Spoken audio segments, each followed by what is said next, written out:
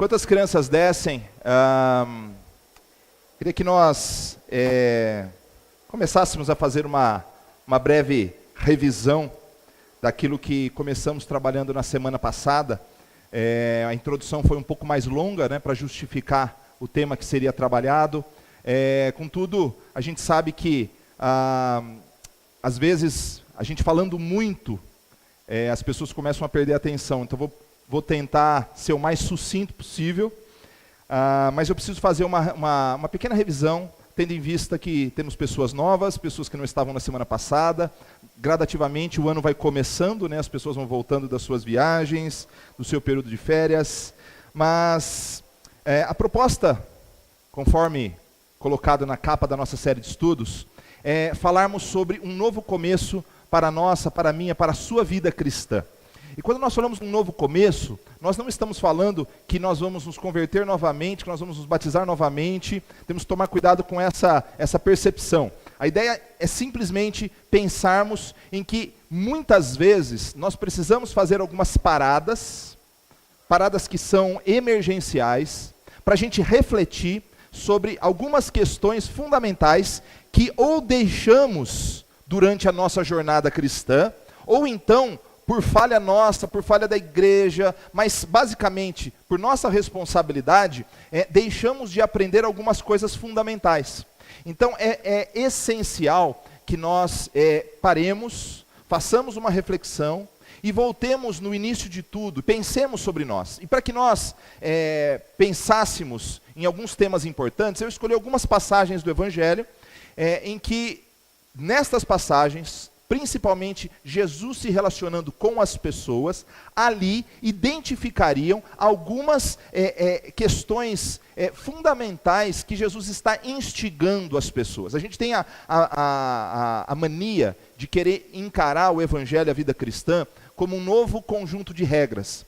Mas o Evangelho não é um novo conjunto de regras. Ele nos propõe uma nova consciência, uma reflexão profunda, de intimidade com Deus e fundamentado nos princípios que a palavra nos apresenta.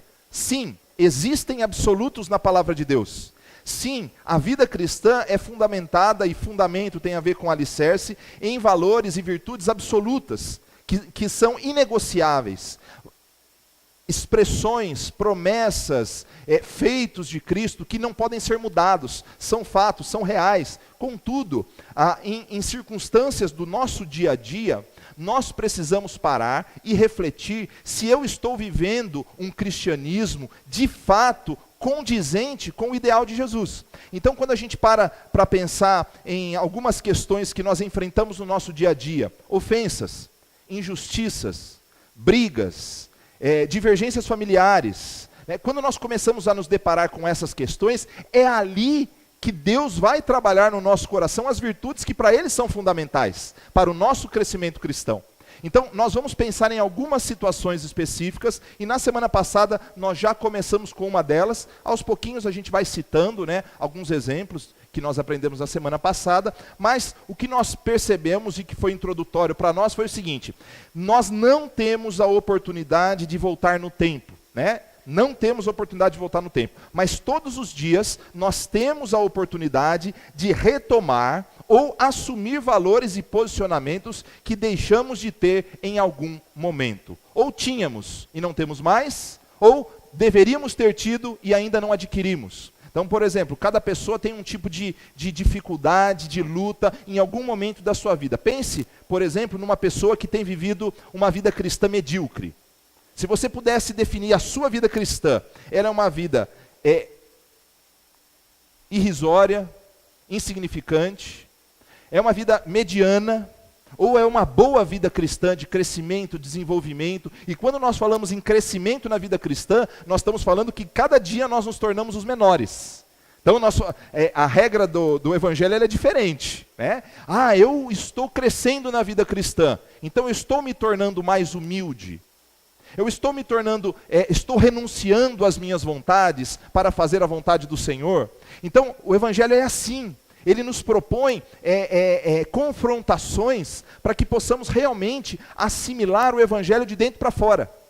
Que nós não tenhamos alguém o tempo todo, eu não estou dizendo que não vai acontecer, mas o tempo todo dizendo, faça, não faça, faça, não faça. Em alguns momentos vai ser fundamental a interferência de um pastor, de um líder, de um familiar, que diga o seguinte: olha, meu irmão, você está caminhando errado. É preciso abandonar determinados tipos de comportamento. Sim, isso é fundamental na vida cristã, mas a essência é: eu tenho a Cristo no meu coração, no meu interior, que vai transformando a minha vida, me convencendo pela atuação do Espírito Santo, e em algumas circunstâncias eu vou ser exortado por um amigo, por um irmão, por um familiar, mas via de regra, eu vou ouvir a palavra, e a palavra tem que entrar no meu coração e fazer a transformação necessária. É muito comum nós questionarmos a tudo e a todos, e não questionarmos as nossas próprias convicções. Então é muito fácil a pessoa se posicionar e eu estou falando nós, não estou falando vocês, eu me incluo nessa. Nós sentamos em algum ambiente, igreja, escola, família, amigos, nós sentamos e dizendo: fulano de tal é insuportável, fulano de tal posta umas coisas terríveis no Facebook, fulano de tal é assim, fulano de tal é assado, e a gente fica fazendo julgamentos a todo instante. Mas é engraçado que muitas vezes nós não usamos a mesma medida conosco, né? Nós falamos o seguinte: fulano de tal faz isso. Passa 2 semanas, fulano de tal que criticou o outro fulano de tal, está fazendo exatamente a mesma coisa ou coisas piores.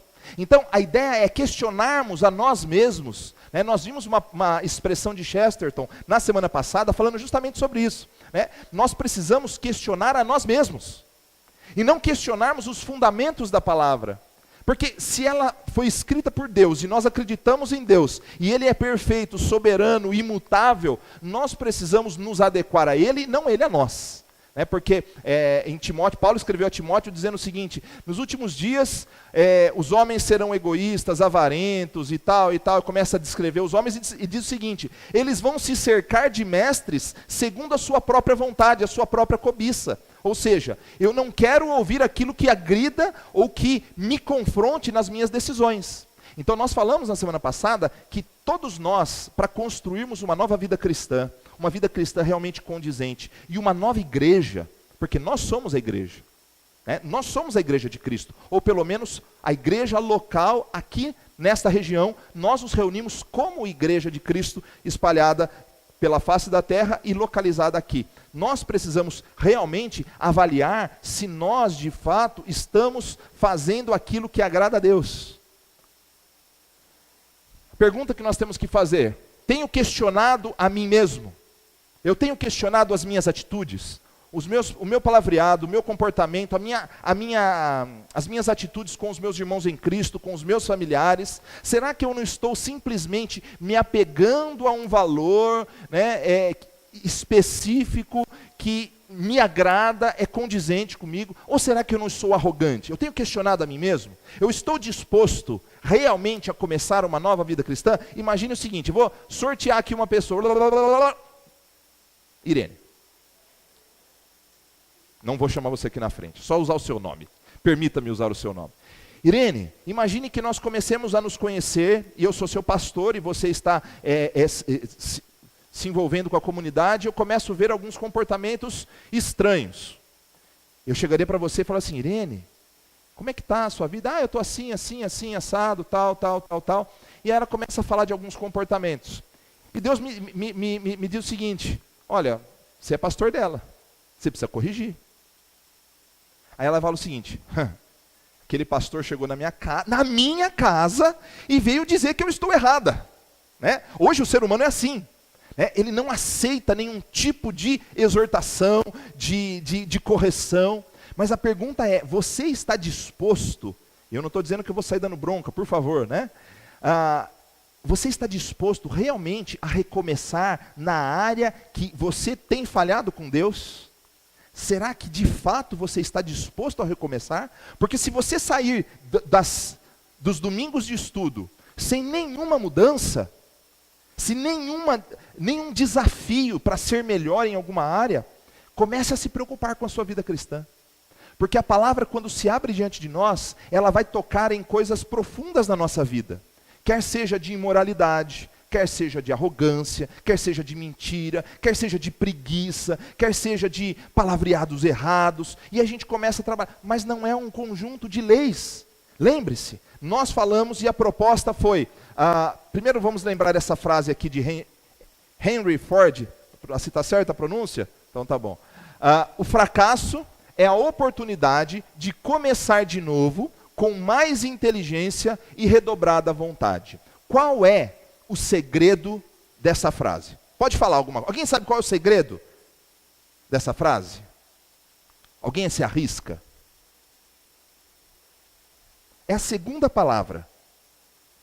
Se nós não reconhecermos a nossa miséria espiritual, o nosso fracasso, nunca nós vamos achar importante recomeçar alguma coisa na nossa vida cristã. Se eu não achar que eu estou errado, se eu não achar que eu estou magoando, né, as pessoas, se eu não achar que de alguma forma eu preciso mudar, e esse é o grande problema. Nós temos dificuldade em assumir o nosso fracasso. A gente sabe que tem pessoas que o tempo inteiro vivem de culpa. Eu não estou falando desse tipo de pessoa, mas eu estou falando de reconhecimento das limitações e das frustrações. Por exemplo, puxa vida, eu tenho 10 anos de vida cristã e eu ainda continuo do mesmo jeito. Eu digo para você que você não está do mesmo jeito, você está pior. Porque se você está no mesmo lugar, em 10 anos da vida cristã, você regrediu. Não existe estado de estagnação. A jornada ela tem que ser trilhada dia após dia.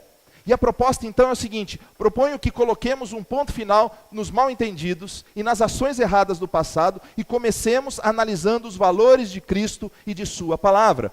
Mas um alerta, isso significa que todos nós, sem exceção, precisaremos abrir mão de alguma coisa. Para construirmos uma vida cristã saudável, uma igreja saudável, uma família saudável, precisamos abrir mão de alguma coisa. Nós não podemos confundir, guarde isso na sua mente, não podemos confundir boas intenções com verdade. Esse é o grande problema. Muitas vezes, nós achamos que estamos fazendo a coisa certa, e estamos confundindo boas intenções com a verdade. Pense comigo, por exemplo, eu quero que as pessoas sejam adoradoras em espírito e em verdade do Senhor. E aí eu fico aqui na frente dizendo para você, levanta sua mão. Não estou dizendo que não pode dizer. Você pode dizer, levanta sua mão. Mas se você não levantar sua mão, significa que você não tem fé, que você não está adorando a Deus, né? Eu tenho a intenção de fazer a coisa certa, de levar a igreja a se tornar uma igreja de adoradores verdadeiros. Contudo, eu estou usando a metodologia errada.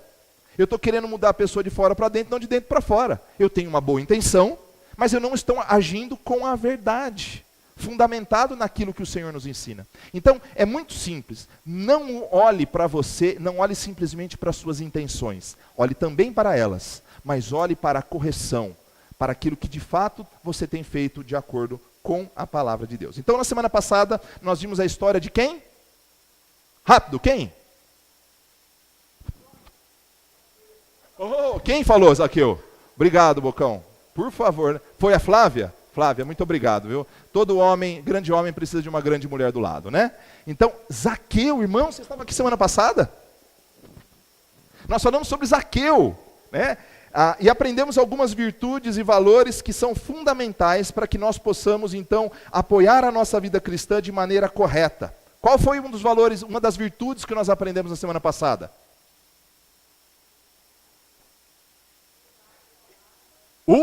Marlene, muito obrigado. Humildade, coragem e quem falou? Eu escutei aí. Francisco? Compaixão. Nós aprendemos sobre humildade, coragem e compaixão. Então, para me ajudar nesse processo, no final do estudo, nós vamos começar a colar as palavras aqui para ajudar a sua memória, tá bom? Então nós vamos começar a colar as palavras aqui na parede, para que no final da nossa série de estudos você tenha visível na sua mente, né? Muito claro na sua mente, quais são. Aí você se pergunta, quando você estiver brigando com alguém, você pensa o seguinte, eu estou sendo sincero, justo, humilde, né? Começa a se questionar.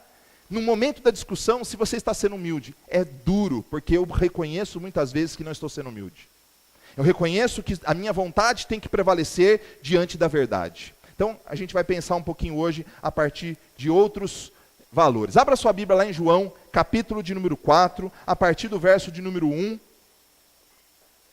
João 4, a partir do verso... Outra passagem assim... é muito conhecida daqueles que são estudiosos da palavra, ou daqueles que pelo menos tentam ser estudiosos da palavra. É uma passagem bastante conhecida e as músicas que foram escolhidas tinham o propósito de reforçar essa verdade também. João, capítulo de número 4, a partir do verso de número 1.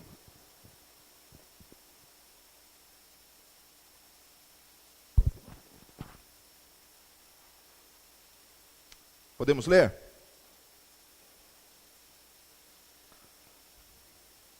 Nós vamos até o verso 24, eu leio rápido, mas você acompanha na sua Bíblia, para a gente entender o contexto da passagem. Quando, pois, o Senhor veio a saber que os fariseus, quem não sabe o que eram os fariseus, era um grupo religioso, né, dos judeus, que estava ali envolto no contexto ali do nascimento, do crescimento de Jesus. Existiam outros partidos religiosos, né, nem políticos, eram políticos, mas também eram religiosos, como os fariseus, os saduceus, os zelotes. Existiam alguns segmentos. Os fariseus eram um dos grupos, talvez o mais forte. Quando, pois, o Senhor veio a saber que os fariseus tinham ouvido dizer que ele, Jesus, fazia e batizava mais discípulos do que João, no caso João Batista, se bem que Jesus mesmo não batizava, mas sim os seus discípulos, deixou a Judéia, retirando-se outra vez para a Galiléia.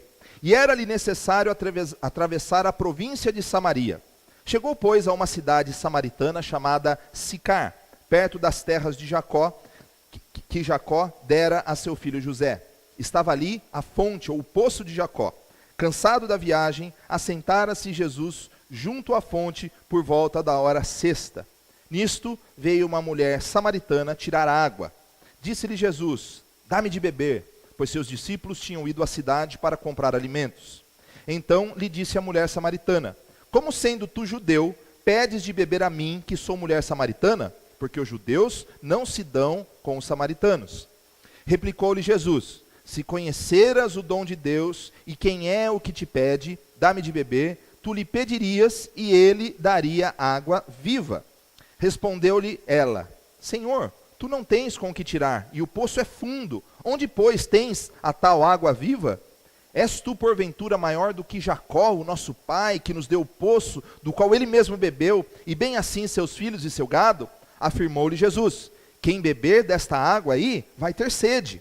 Porém, quem beber da água que eu lhe der, nunca mais terá sede. Pelo contrário, a água que eu lhe der será nele uma fonte a jorrar para a vida eterna. Disse-lhe a mulher: Senhor, dá-me dessa água, para que eu não mais tenha sede, nem precise vir aqui buscá-la. Disse-lhe Jesus: vai, chama teu marido e vem cá.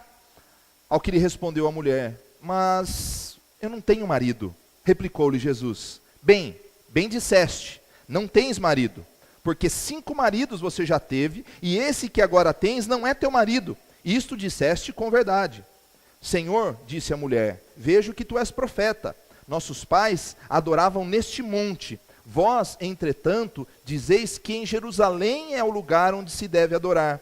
Disse-lhe Jesus: mulher, podes crer-me que a hora vem, quando nem neste monte, nem em Jerusalém, adorareis o Pai. Vós adorais o que não conheceis, nós adoramos o que conhecemos, porque a salvação vem dos judeus. Mas vem a hora, e já chegou, em que os verdadeiros adoradores adorarão o Pai em espírito e em verdade, porque são estes que o Pai procura para seus adoradores. Deus é espírito e importa que os seus adoradores o adorem em espírito e em verdade. Vamos orar. Senhor, já um pouco adiantado no culto, Senhor, cantamos, falamos um pouco sobre aquilo que o Senhor vai falar aos nossos corações, mas pedimos, Senhor, com humildade, que realmente coloque em nós o desejo da transformação, o desejo de sermos diferentes, o desejo de recomeçarmos nas áreas em que ainda estamos deficientes. Ajuda-nos, Senhor, fortaleça-nos, Senhor, esteja trabalhando no nosso coração, para que nada, Senhor, nada nos impeça de seguir a jornada cristã com critério, com virtudes e valores e atitudes condizentes com o Teu Evangelho. Oramos em nome de Jesus. Amém. Esse é um texto bastante conhecido, nós cantamos há pouco sobre adorar a Deus em espírito e em verdade, mas nós vamos tentar, de maneira bem simples, aprender algumas lições que o texto nos apresenta. Não são lições que estão explícitas, são lições que estão implícitas. A partir da descrição, do procedimento, da interpretação do todo do texto bíblico, nós vamos aprender algumas dessas virtudes. Primeira coisa que nós precisamos ter em mente é o seguinte: os caminhos de Deus são perfeitos. Então nós precisamos entender o seguinte: os caminhos de Deus são perfeitos. Em algum momento, de alguma forma, por meio de alguém, Deus se revela ao ser humano. Ele se revela na pessoa de Cristo Jesus, mas durante toda a história, ele se revelou na sua palavra, mas usou instrumentos de todas as formas. Usou pastores, leigos, pessoas que não têm nenhum conhecimento bíblico, pessoas não cristãs. Ele usou gente de todos os tipos, circunstâncias variadas, pessoas que estavam tendo muito, tendo pouco. De alguma forma, Deus um dia falou ao seu coração. Isso você pode ter certeza. Ah, não, Deus não falou. De alguma forma, para que você estivesse aqui hoje, Deus conduziu os passos para que você estivesse ouvindo a palavra de Deus. Em algum momento, a minha história é específica. A história do pastor Kenneth é específica. A história do Walter é específica. Cada um de nós temos uma história com Deus. Mas nós temos que entender que os caminhos dele são perfeitos. Nada escapa aos seus olhos. Então pense comigo, Cristo estava envolvido numa controvérsia religiosa.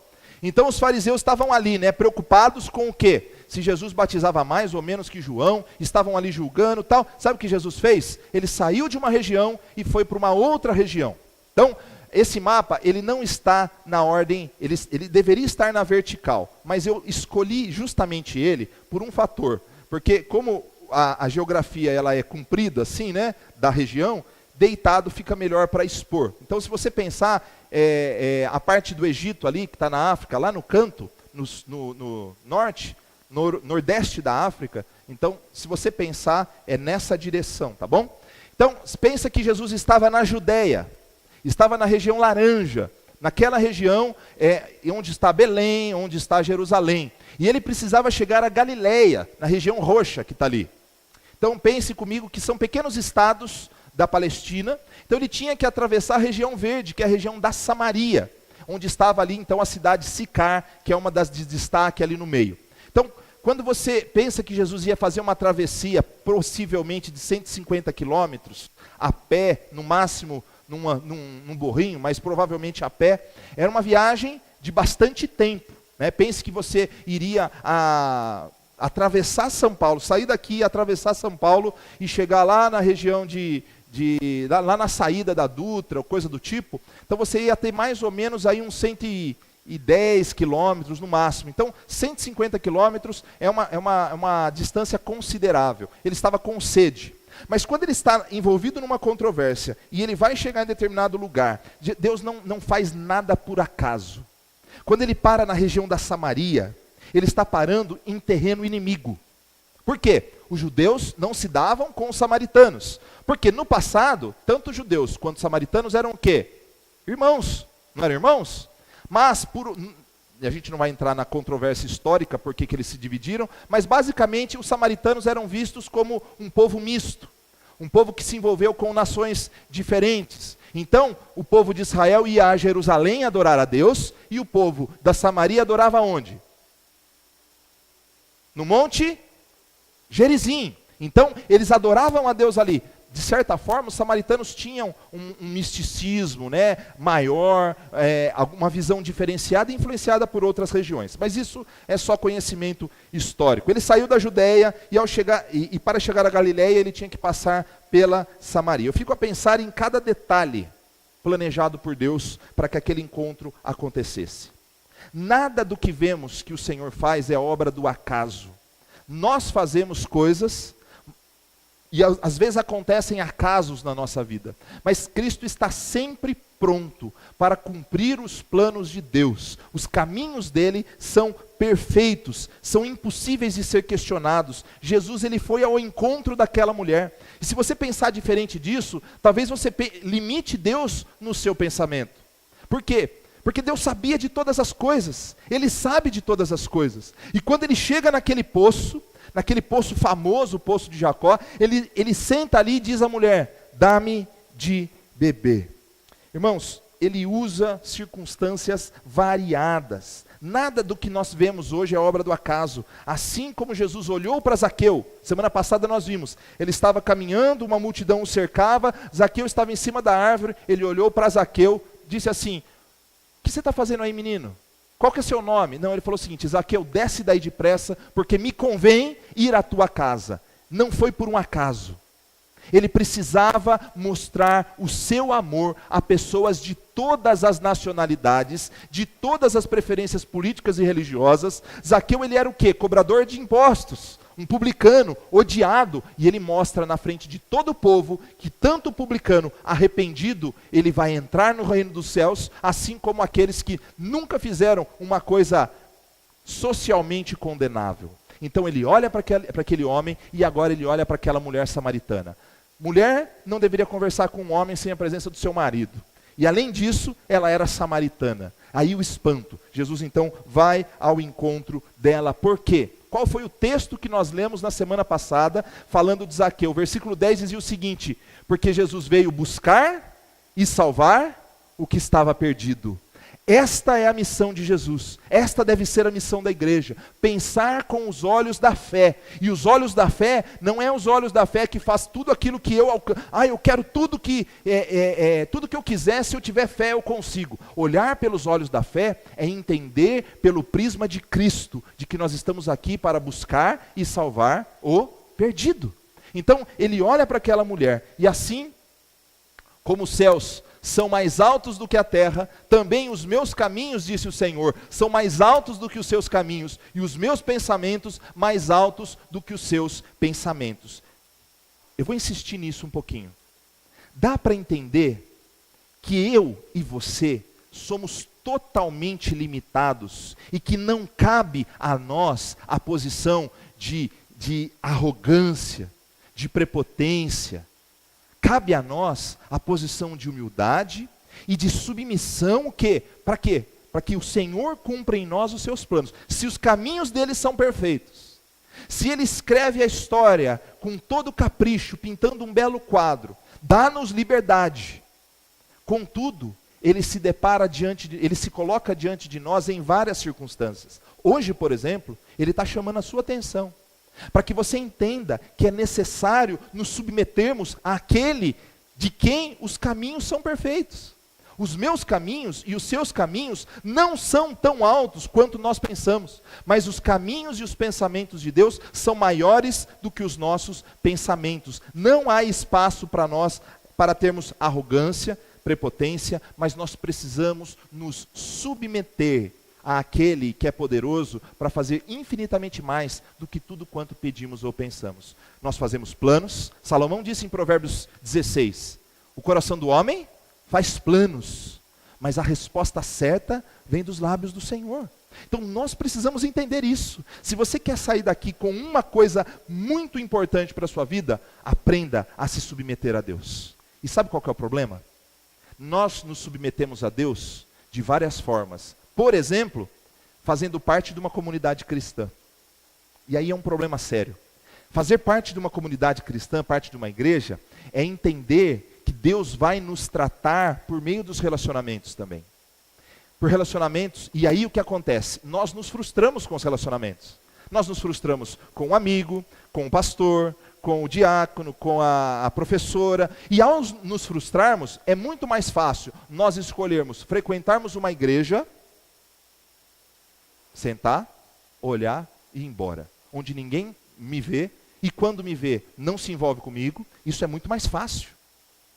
Aliás, isso é o que está acontecendo. Aliás, esse é o primeiro passo para você se afastar da igreja. Sabe por quê? Porque quando você não se submete, você não tem que prestar contas. E quando você não tem que prestar contas, você vai quando quer. E vai chegar um determinado momento que você não vai querer, porque as oportunidades do mundo são muitas. Aí eu pergunto para você, se os caminhos de Deus são perfeitos, mais altos do que os nossos caminhos, e Ele instituiu a igreja, eu tenho o direito de dizer não a ela? Vamos pela lógica. Eu tenho direito de dizer não à igreja? Não. Eu preciso me submeter? Eu preciso me submeter. Por quê? Porque os caminhos de Deus são perfeitos. Então, se você quer recomeçar a sua vida cristã, você seja bom questionador, mas seja um questionador submisso à verdade. Aprenda a se submeter à verdade. Eu não estou dizendo se submeter a mim como ser humano, mas aprenda a se submeter à verdade. Porque o primeiro passo para que você se torne um ateu religioso, né? Porque crer é crer e viver. Não tem como você dissociar no Evangelho a fé de atitudes de transformação. Ah, eu creio em Deus, mas não se submete. Ah, mas as pessoas são hipócritas. Você não é? Nunca foi hipócrita na sua vida? Não. Eu só deixo de falar a verdade. Eu só faço... Irmãos, nós não estamos aqui para fazer acusações e questionamentos. Talvez você esteja magoado comigo se eu disser algumas coisas. Mas nós temos direito de dizer não à igreja? Paulo escreveu inúmeras cartas. Ele escreveu à igreja de Roma, ele escreveu à igreja de Corinto, ele escreveu à igreja da Galácia, de Éfeso, de Filipos, de Tessalônica, de Colossos. Escreveu inúmeras cartas. Sabe para quê? Para tratar as divergências. O que nós precisamos quando tivermos divergências? Tratar as divergências. E focarmos naquilo que é fundamental na fé. Então, uma coisa que nós aprendemos aqui é submissão. No mundo em que eu falo, penso e opino sobre tudo, eu preciso de fundamentos. E o fundamento da palavra. Porque não adianta a gente sentar para conversar sobre podes e não podes, pode, não pode, faz, não faz, vou, não vou, se você não aprender a se submeter. Tanto à palavra, quanto aos guias, os líderes, aqueles que o Senhor colocar na sua vida. Podemos divergir, não podemos deixar de valorizar o que é fundamental no Evangelho. Jesus veio buscar e salvar o que era perdido. A hora que ele estava lá, eu penso Jesus, e tá nas entrelinhas, não está exposto. Jesus está vendo a discussão religiosa. Ah, batiza, não batiza, pode, não pode, vai, não vai, tal. Ele quer saber de uma coisa, eu vou para Galileia, porque esse negócio vai dar problema. Ele saiu. E ele foi fazer o quê? Buscar e salvar o que estava perdido. Aquela mulher precisava de Jesus. E nós vamos perceber que não somente aquela mulher precisava de Jesus.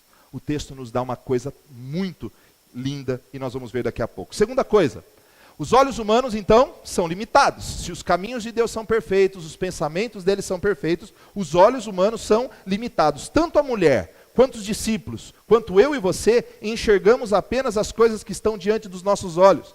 Nós temos grande dificuldade em enxergar de maneira ampla, de olhar com os olhos da fé, com os olhos que Cristo quer que nós olhemos. É claro que nós podemos desenvolver uma visão diferenciada a respeito de temas variados, mas nós precisamos entender que nós somos limitados. Precisamos da ação de Cristo em nós para nos ajudar a descobrir as suas verdades e as suas promessas. Olha, nos versos 7 a 12, nós não vamos ler novamente, mas a mulher mostra que não conseguia compreender o que era a tal da água viva. E nem entendia como aquele homem poderia conceder aquela água, se não tinha condições de tirar a água do poço. Então pense comigo, Jesus diz a ela assim, me dá água. Mas o senhor está falando comigo, eu sou samaritana, tal, me dá água. Assim, não, mas ela começa a dialogar com Jesus. Aí Jesus começa a conversar com ela, falou, olha, essa água aí, que vocês bebem, vocês podem voltar a ter sede. Mas quem beber da água que eu lhe der, nunca mais terá sede. Aí o que ela diz? Ai, me dá dessa água para que nunca mais eu tenha que vir buscar no poço. Ela ainda não tinha entendido.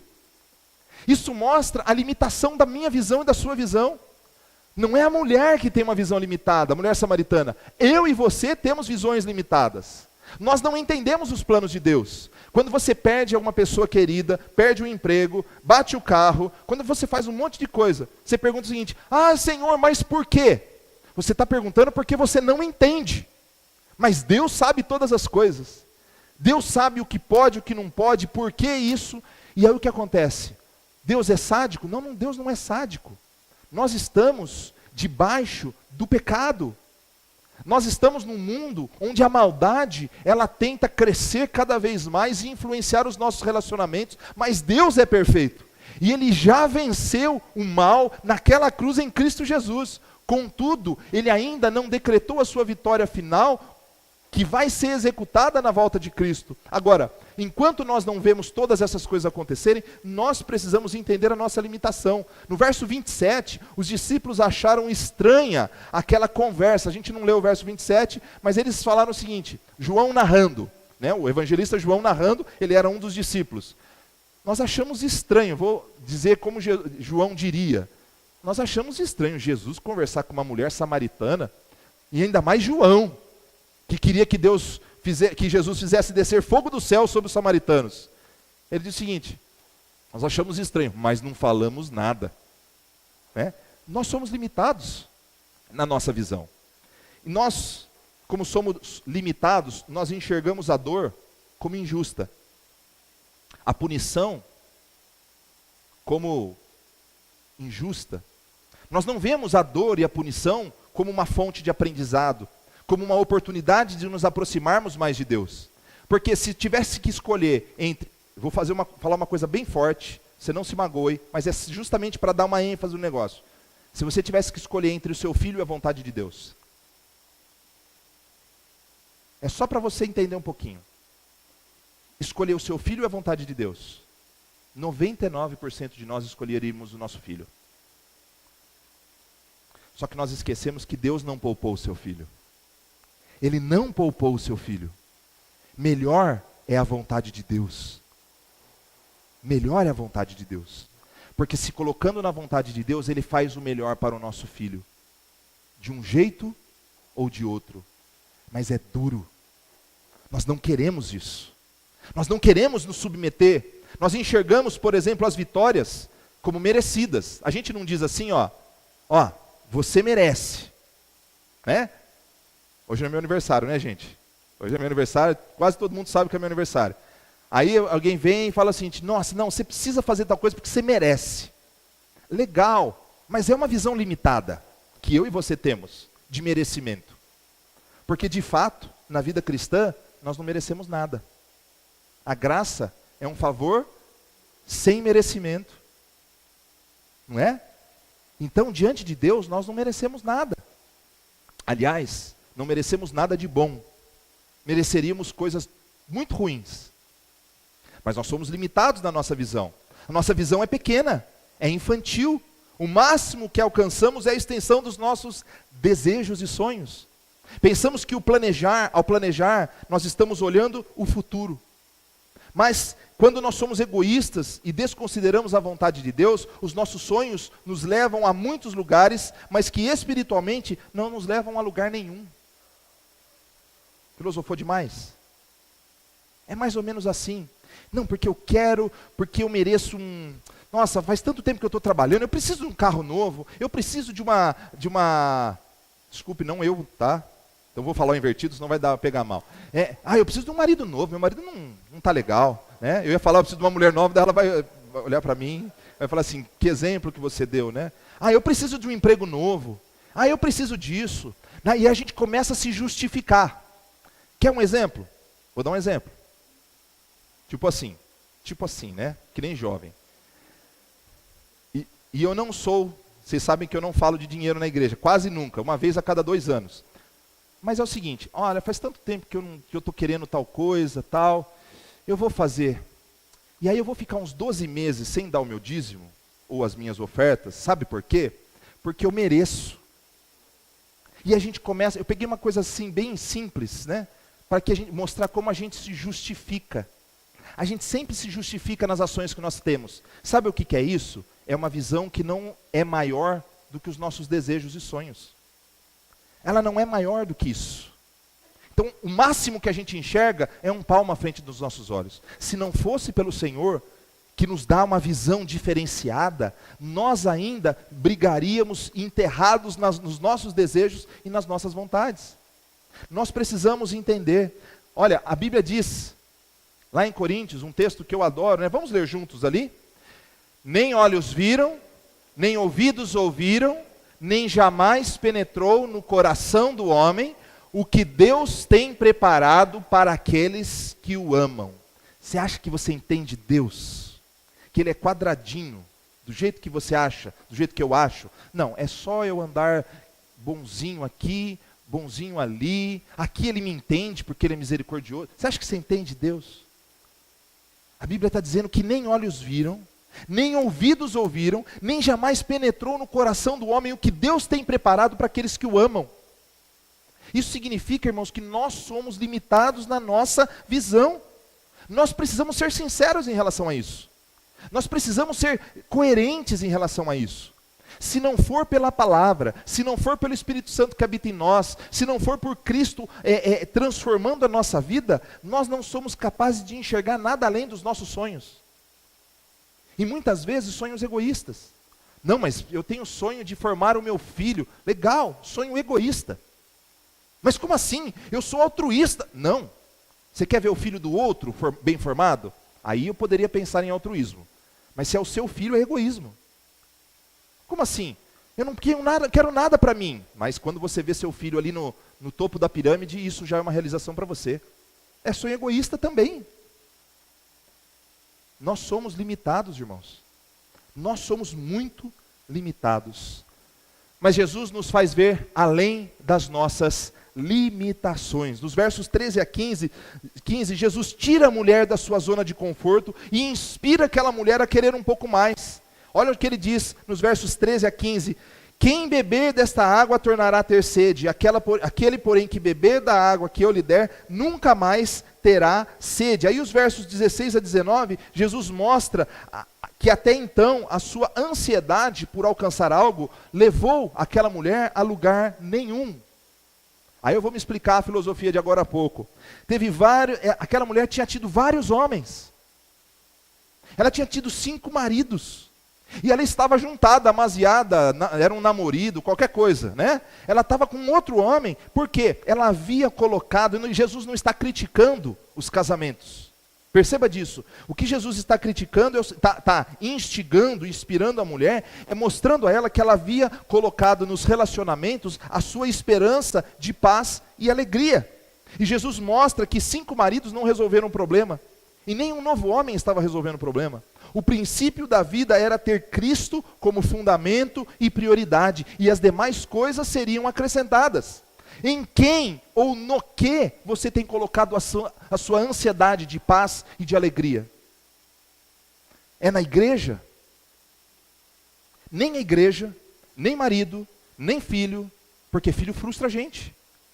A gente quer que o filho faça algumas coisas e eles nos frustram. Ah, mas eles fizeram tudo o que eu queria, né, os meus filhos.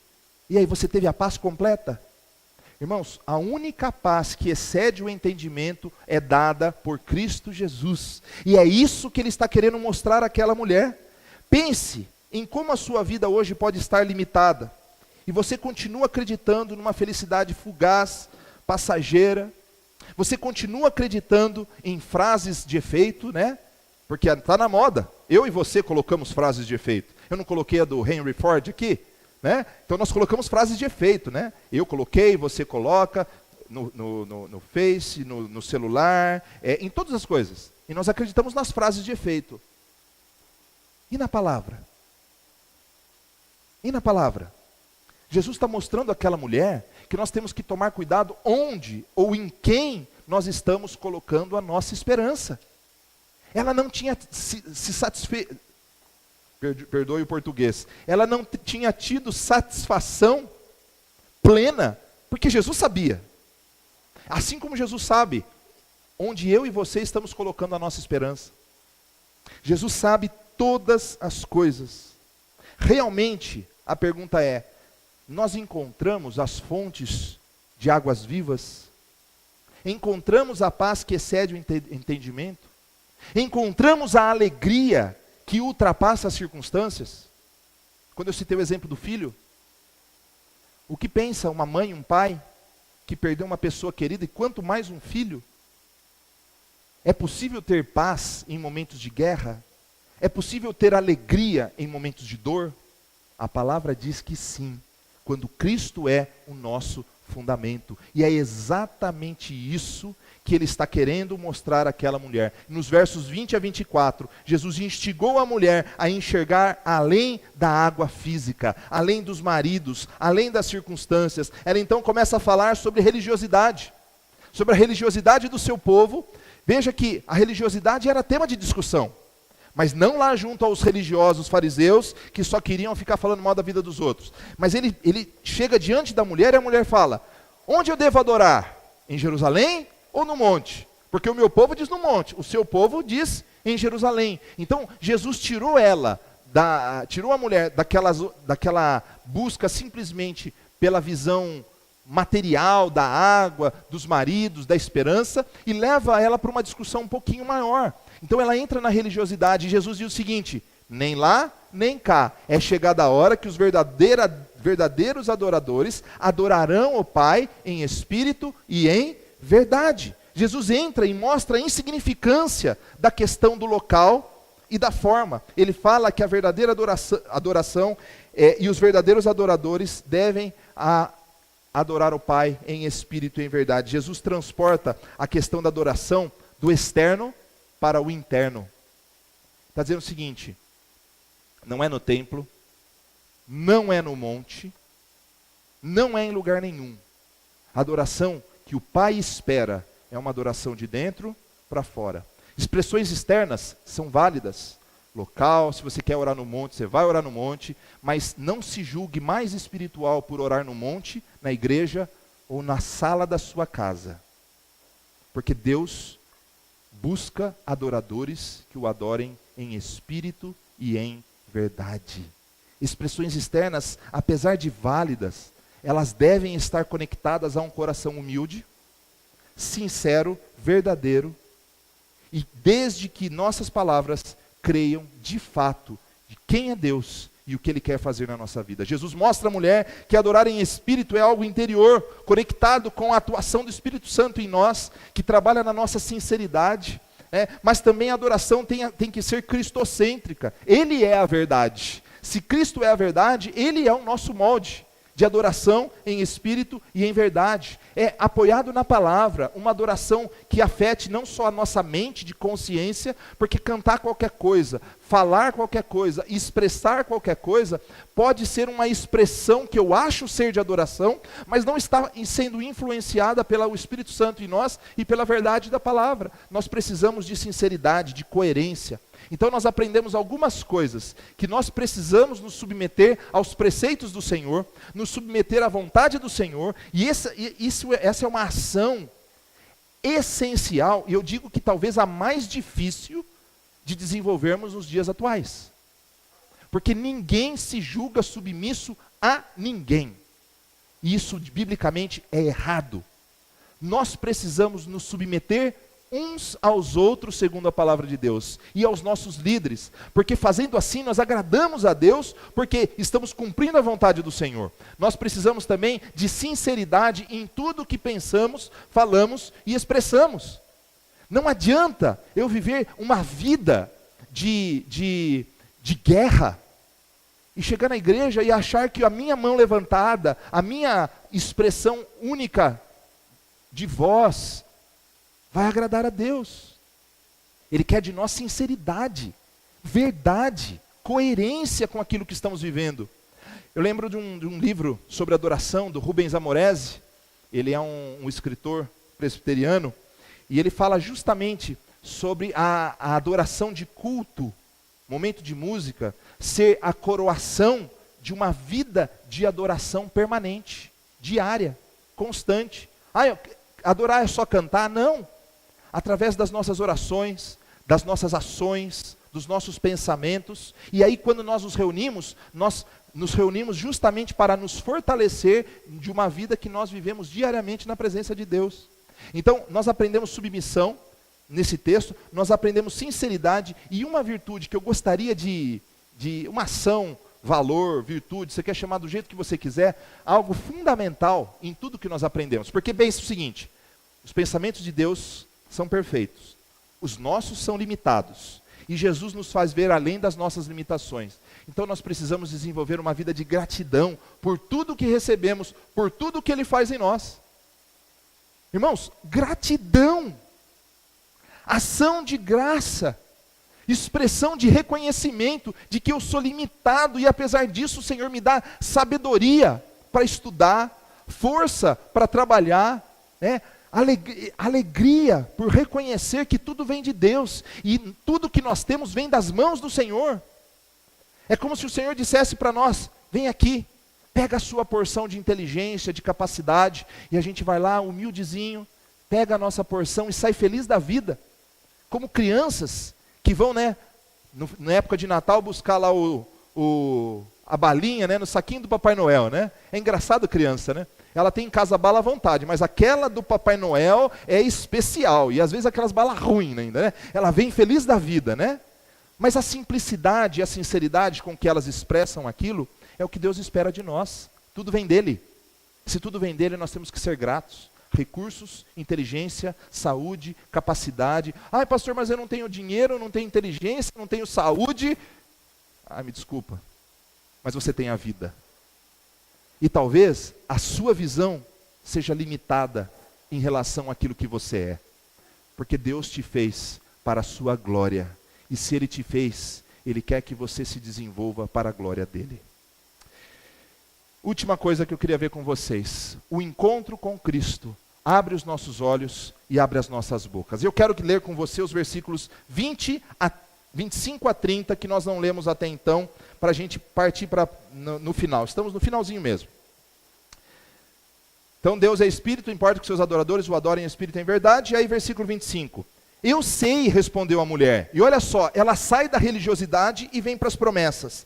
Eu sei que há de vir o Messias chamado Cristo. Quando ele vier, nos anunciará todas as coisas. E disse Jesus: eu sou aquele que você está falando. Neste ponto, chegaram seus discípulos e admirados de que estivesse falando com uma mulher, todavia nenhum lhe disse: que perguntas? Ou, por que falas com ela?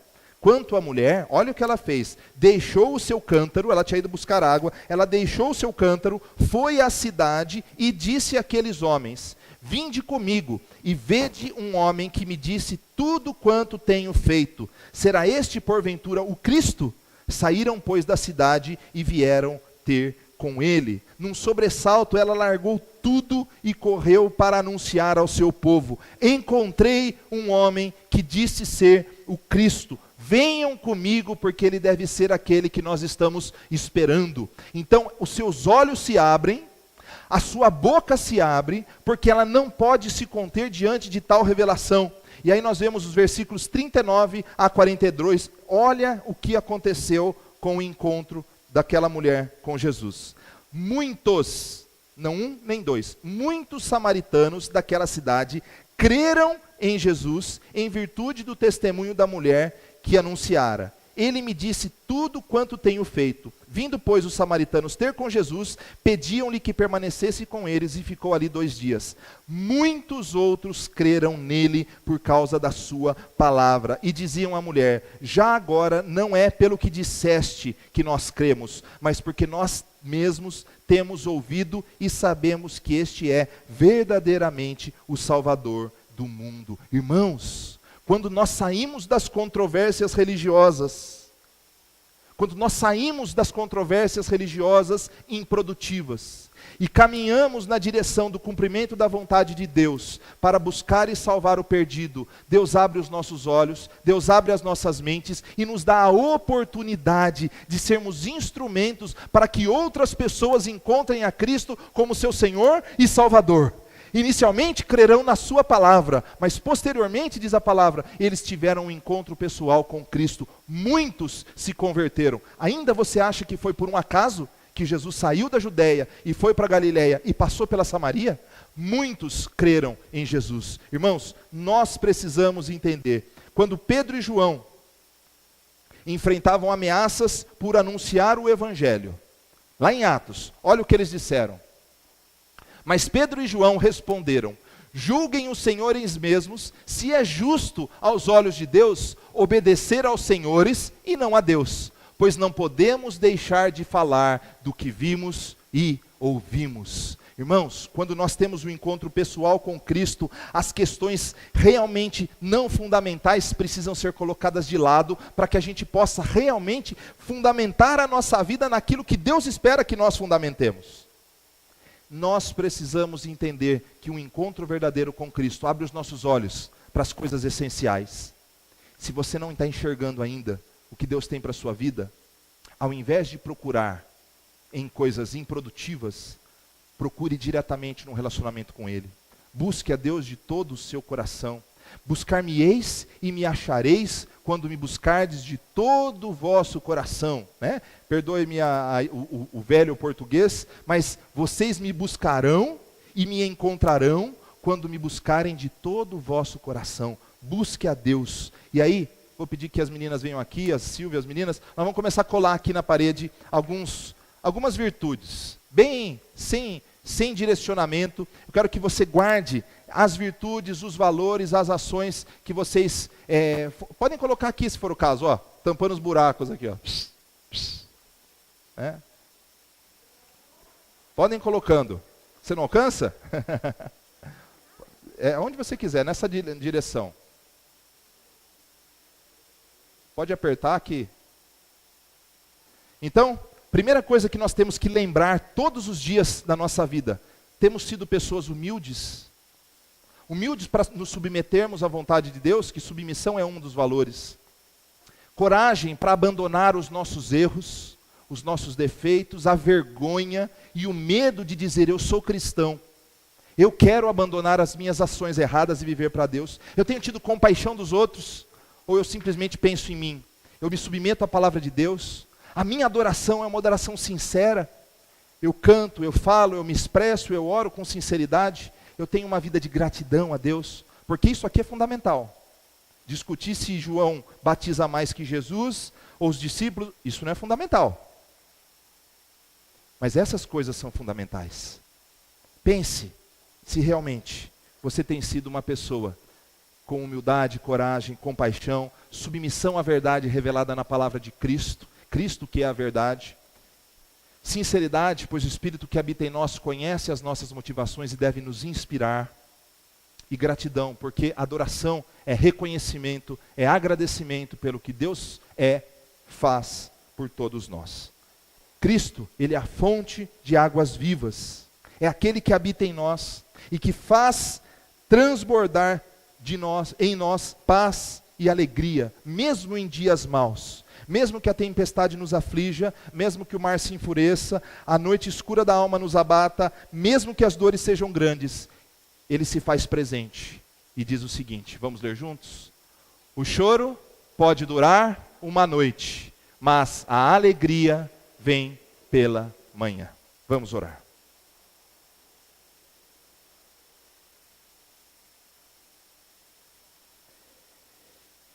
Eu não sei com que coração você entrou aqui, angustiado, entristecido, raivoso, decepcionado, alegre. Enquanto as crianças descem, queria que nós começássemos a fazer uma breve revisão daquilo que começamos trabalhando na semana passada. A introdução foi um pouco mais longa, né, para justificar o tema que seria trabalhado. Contudo, a gente sabe que, às vezes, a gente falando muito, as pessoas começam a perder a atenção. Então, vou tentar ser o mais sucinto possível, mas eu preciso fazer uma pequena revisão, tendo em vista que temos pessoas novas, pessoas que não estavam na semana passada.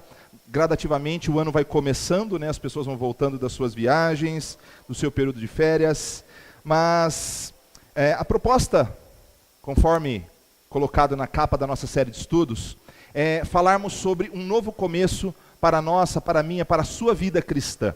E quando nós falamos um novo começo, nós não estamos falando que nós vamos nos converter novamente, que nós vamos nos batizar novamente. Temos que tomar cuidado com essa percepção. A ideia é simplesmente pensarmos em que muitas vezes nós precisamos fazer algumas paradas que são emergenciais, para a gente refletir sobre algumas questões fundamentais que ou deixamos durante a nossa jornada cristã, ou então, por falha nossa, por falha da igreja, mas basicamente por nossa responsabilidade, deixamos de aprender algumas coisas fundamentais. Então é essencial que nós paremos, façamos uma reflexão e voltemos no início de tudo, pensemos sobre nós. E para que nós pensássemos em alguns temas importantes, eu escolhi algumas passagens do Evangelho, em que, nestas passagens, principalmente Jesus se relacionando com as pessoas, ali identificariam algumas questões fundamentais que Jesus está instigando as pessoas. A gente tem a mania de querer encarar o Evangelho, a vida cristã, como um novo conjunto de regras. Mas o Evangelho não é um novo conjunto de regras. Ele nos propõe uma nova consciência, uma reflexão profunda, de intimidade com Deus e fundamentado nos princípios que a palavra nos apresenta. Sim, existem absolutos na palavra de Deus. Sim, a vida cristã é fundamentada, e fundamento tem a ver com alicerce, em valores e virtudes absolutas, que são inegociáveis. Expressões, promessas, feitos de Cristo que não podem ser mudados, são fatos, são reais. Contudo, em circunstâncias do nosso dia a dia, nós precisamos parar e refletir se eu estou vivendo um cristianismo de fato condizente com o ideal de Jesus. Então, quando a gente para pensar em algumas questões que nós enfrentamos no nosso dia a dia, ofensas, injustiças, brigas, divergências familiares, quando nós começamos a nos deparar com essas questões, é ali que Deus vai trabalhar no nosso coração as virtudes que para Ele são fundamentais, para o nosso crescimento cristão.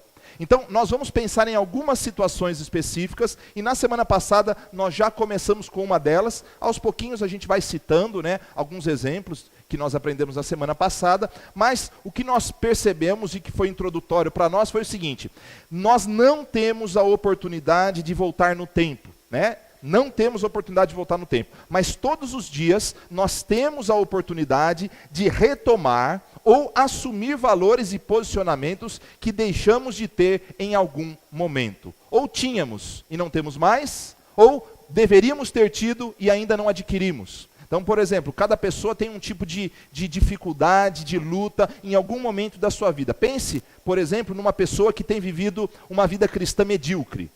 Se você pudesse definir a sua vida cristã, ela é uma vida irrisória, insignificante, é uma vida mediana, ou é uma boa vida cristã de crescimento, desenvolvimento. E quando nós falamos em crescimento na vida cristã, nós estamos falando que cada dia nós nos tornamos os menores. Então a regra do Evangelho ela é diferente. Eu estou crescendo na vida cristã, então eu estou me tornando mais humilde. Eu estou me tornando, estou renunciando às minhas vontades para fazer a vontade do Senhor. Então o Evangelho é assim. Ele nos propõe confrontações para que possamos realmente assimilar o Evangelho de dentro para fora. Que nós não tenhamos alguém o tempo todo, eu não estou dizendo que não vai acontecer, mas o tempo todo dizendo, faça, não faça, faça, não faça. Em alguns momentos vai ser fundamental a interferência de um pastor, de um líder, de um familiar, que diga o seguinte: olha, meu irmão, você está caminhando errado. É preciso abandonar determinados tipos de comportamento. Sim, isso é fundamental na vida cristã, mas a essência eu tenho a Cristo no meu coração, no meu interior, que vai transformando a minha vida, me convencendo pela atuação do Espírito Santo, e em algumas circunstâncias eu vou ser exortado por um amigo, por um irmão, por um familiar, mas via de regra, eu vou ouvir a palavra, e a palavra tem que entrar no meu coração e fazer a transformação necessária. É muito comum nós questionarmos a tudo e a todos, e não questionarmos as nossas próprias convicções. Então é muito fácil a pessoa se posicionar e eu estou falando nós, não estou falando vocês, eu me incluo nessa.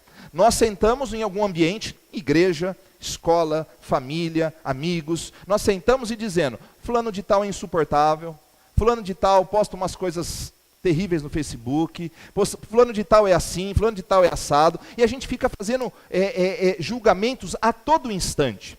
Mas é engraçado que muitas vezes nós não usamos a mesma medida conosco.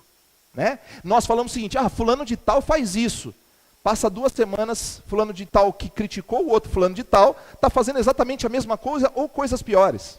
Então, a ideia é questionarmos a nós mesmos. Né? Nós vimos uma expressão de Chesterton na semana passada falando justamente sobre isso. Né? Nós precisamos questionar a nós mesmos. E não questionarmos os fundamentos da palavra. Porque se ela foi escrita por Deus e nós acreditamos em Deus, e Ele é perfeito, soberano, imutável, nós precisamos nos adequar a Ele, não Ele a nós. Porque em Timóteo, Paulo escreveu a Timóteo dizendo o seguinte: nos últimos dias os homens serão egoístas, avarentos e tal, começa a descrever os homens e diz o seguinte: eles vão se cercar de mestres segundo a sua própria vontade, a sua própria cobiça. Ou seja, eu não quero ouvir aquilo que agrida ou que me confronte nas minhas decisões. Então nós falamos na semana passada que todos nós, para construirmos uma nova vida cristã realmente condizente, e uma nova igreja, porque nós somos a igreja, nós somos a igreja de Cristo, ou pelo menos a igreja local aqui nesta região, nós nos reunimos como igreja de Cristo espalhada pela face da terra e localizada aqui. Nós precisamos realmente avaliar se nós de fato estamos fazendo aquilo que agrada a Deus. Pergunta que nós temos que fazer: tenho questionado a mim mesmo? Eu tenho questionado as minhas atitudes? O meu palavreado, o meu comportamento, as minhas atitudes com os meus irmãos em Cristo, com os meus familiares? Será que eu não estou simplesmente me apegando a um valor específico que me agrada, é condizente comigo? Ou será que eu não sou arrogante? Eu tenho questionado a mim mesmo? Eu estou disposto realmente a começar uma nova vida cristã? Imagine o seguinte: vou sortear aqui uma pessoa. Irene. Não vou chamar você aqui na frente, só usar o seu nome. Permita-me usar o seu nome. Irene, imagine que nós comecemos a nos conhecer, e eu sou seu pastor, e você está se envolvendo com a comunidade, eu começo a ver alguns comportamentos estranhos. Eu chegaria para você e falaria assim: Irene, como é que está a sua vida? Eu estou assim, assado, tal. E ela começa a falar de alguns comportamentos. E Deus me diz o seguinte: olha, você é pastor dela, você precisa corrigir. Aí ela fala o seguinte: aquele pastor chegou na minha casa e veio dizer que eu estou errada. Hoje o ser humano é assim. Ele não aceita nenhum tipo de exortação, de correção. Mas a pergunta é: você está disposto? Eu não estou dizendo que eu vou sair dando bronca, por favor, você está disposto realmente a recomeçar na área que você tem falhado com Deus? Será que de fato você está disposto a recomeçar? Porque se você sair dos domingos de estudo sem nenhuma mudança, se nenhum desafio para ser melhor em alguma área, comece a se preocupar com a sua vida cristã. Porque a palavra, quando se abre diante de nós, ela vai tocar em coisas profundas na nossa vida.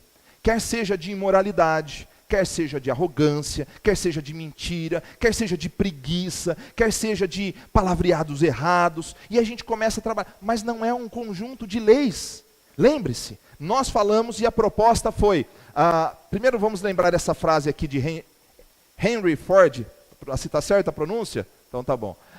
O fracasso é a oportunidade de começar de novo com mais inteligência e redobrada vontade. Qual é o segredo dessa frase? Pode falar alguma coisa? Alguém sabe qual é o segredo dessa frase? Alguém se arrisca? É a segunda palavra. Se nós não reconhecermos a nossa miséria espiritual, o nosso fracasso, nunca nós vamos achar importante recomeçar alguma coisa na nossa vida cristã. Se eu não achar que eu estou errado, se eu não achar que eu estou magoando as pessoas, se eu não achar que de alguma forma eu preciso mudar, e esse é o grande problema. Nós temos dificuldade em assumir o nosso fracasso. A gente sabe que tem pessoas que o tempo inteiro vivem de culpa. Eu não estou falando desse tipo de pessoa, mas eu estou falando de reconhecimento das limitações e das frustrações. Por exemplo, puxa vida, eu tenho 10 anos de vida cristã e eu ainda continuo do mesmo jeito. Eu digo para você que você não está do mesmo jeito, você está pior. Porque se você está no mesmo lugar Em 10 anos da vida cristã, você regrediu. Não existe estado de estagnação. A jornada, ela tem que ser trilhada dia após dia. E a proposta então é o seguinte: proponho que coloquemos um ponto final nos mal-entendidos e nas ações erradas do passado e comecemos analisando os valores de Cristo e de sua palavra. Mas um alerta: isso significa que todos nós, sem exceção, precisaremos abrir mão de alguma coisa. Para construirmos uma vida cristã saudável, uma igreja saudável, uma família saudável, precisamos abrir mão de alguma coisa. Nós não podemos confundir, guarde isso na sua mente, não podemos confundir boas intenções com verdade. Esse é o grande problema. Muitas vezes, nós achamos que estamos fazendo a coisa certa, e estamos confundindo boas intenções com a verdade. Pense comigo, por exemplo, eu quero que as pessoas sejam adoradoras em espírito e em verdade do Senhor. E aí eu fico aqui na frente dizendo para você: levanta a sua mão. Não estou dizendo que não pode dizer. Você pode dizer, levanta a sua mão. Mas se você não levantar a sua mão, significa que você não tem fé, que você não está adorando a Deus, né? Eu tenho a intenção de fazer a coisa certa, de levar a igreja a se tornar uma igreja de adoradores verdadeiros. Contudo, eu estou usando a metodologia errada. Eu estou querendo mudar a pessoa de fora para dentro, não de dentro para fora. Eu tenho uma boa intenção, mas eu não estou agindo com a verdade, fundamentado naquilo que o Senhor nos ensina. Então, é muito simples. Não olhe para você, não olhe simplesmente para as suas intenções. Olhe também para elas, mas olhe para a correção, para aquilo que de fato você tem feito de acordo com a palavra de Deus. Então, na semana passada, nós vimos a história de quem? Rápido, quem? Oh, quem falou, Zaqueu? Obrigado, Bocão. Por favor. Foi a Flávia? Flávia, muito obrigado, viu? Todo homem, grande homem, precisa de uma grande mulher do lado, né? Então, Zaqueu, irmão, você estava aqui semana passada? Nós falamos sobre Zaqueu, né? E aprendemos algumas virtudes e valores que são fundamentais para que nós possamos, então, apoiar a nossa vida cristã de maneira correta. Qual foi um dos valores, uma das virtudes que nós aprendemos na semana passada?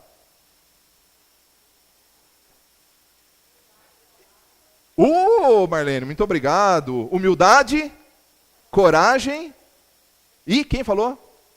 Eu escutei aí. Francisco? Compaixão.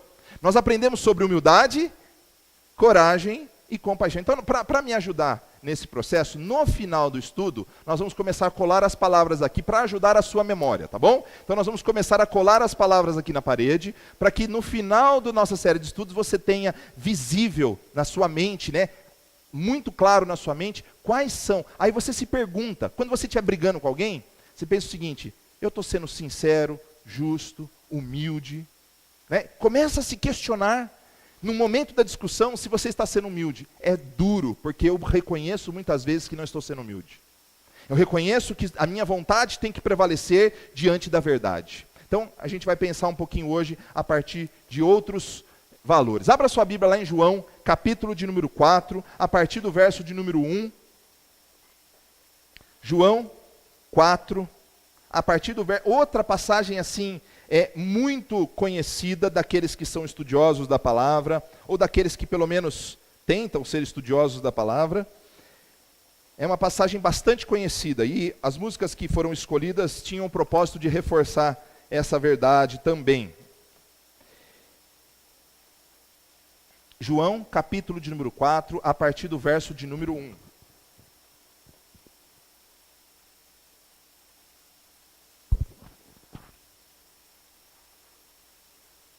Podemos ler?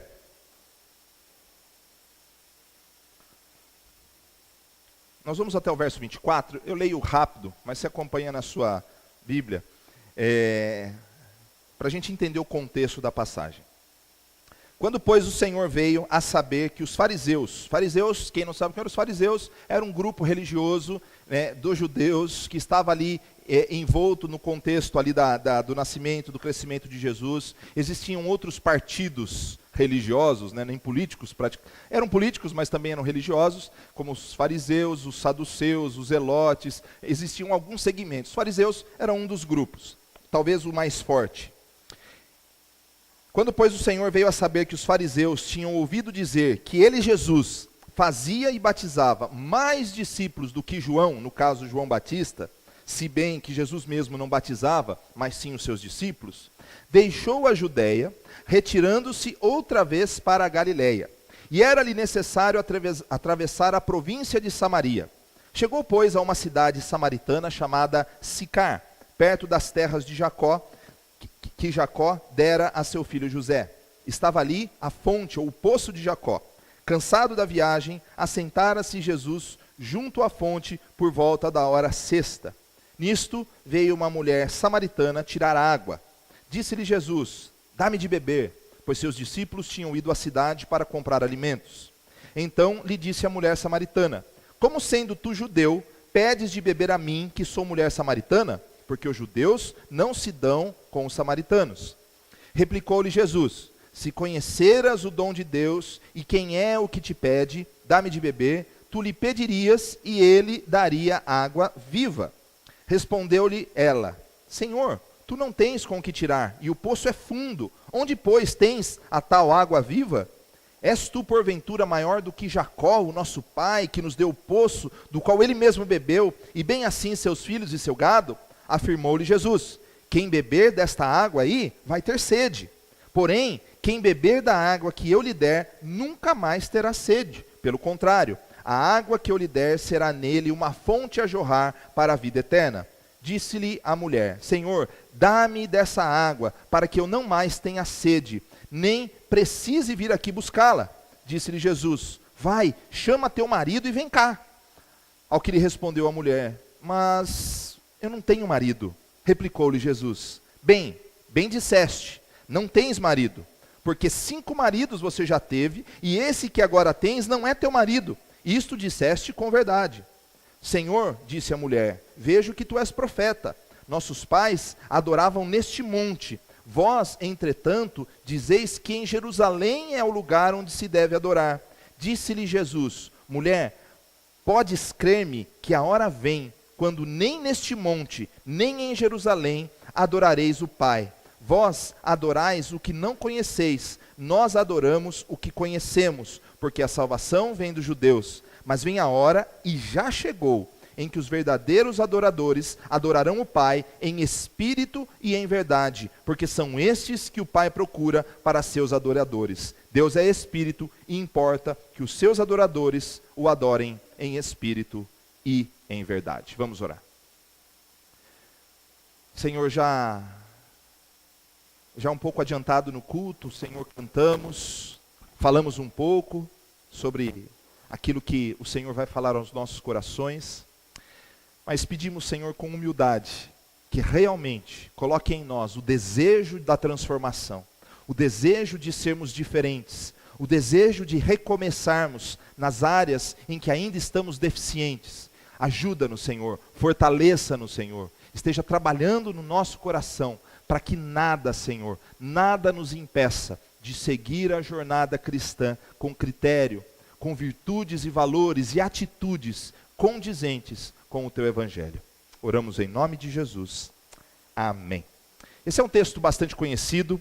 Nós cantamos há pouco sobre adorar a Deus em espírito e em verdade, mas nós vamos tentar, de maneira bem simples, aprender algumas lições que o texto nos apresenta. Não são lições que estão explícitas, são lições que estão implícitas. A partir da descrição, do procedimento, da interpretação do todo do texto bíblico, nós vamos aprender algumas dessas virtudes. Primeira coisa que nós precisamos ter em mente é o seguinte: os caminhos de Deus são perfeitos.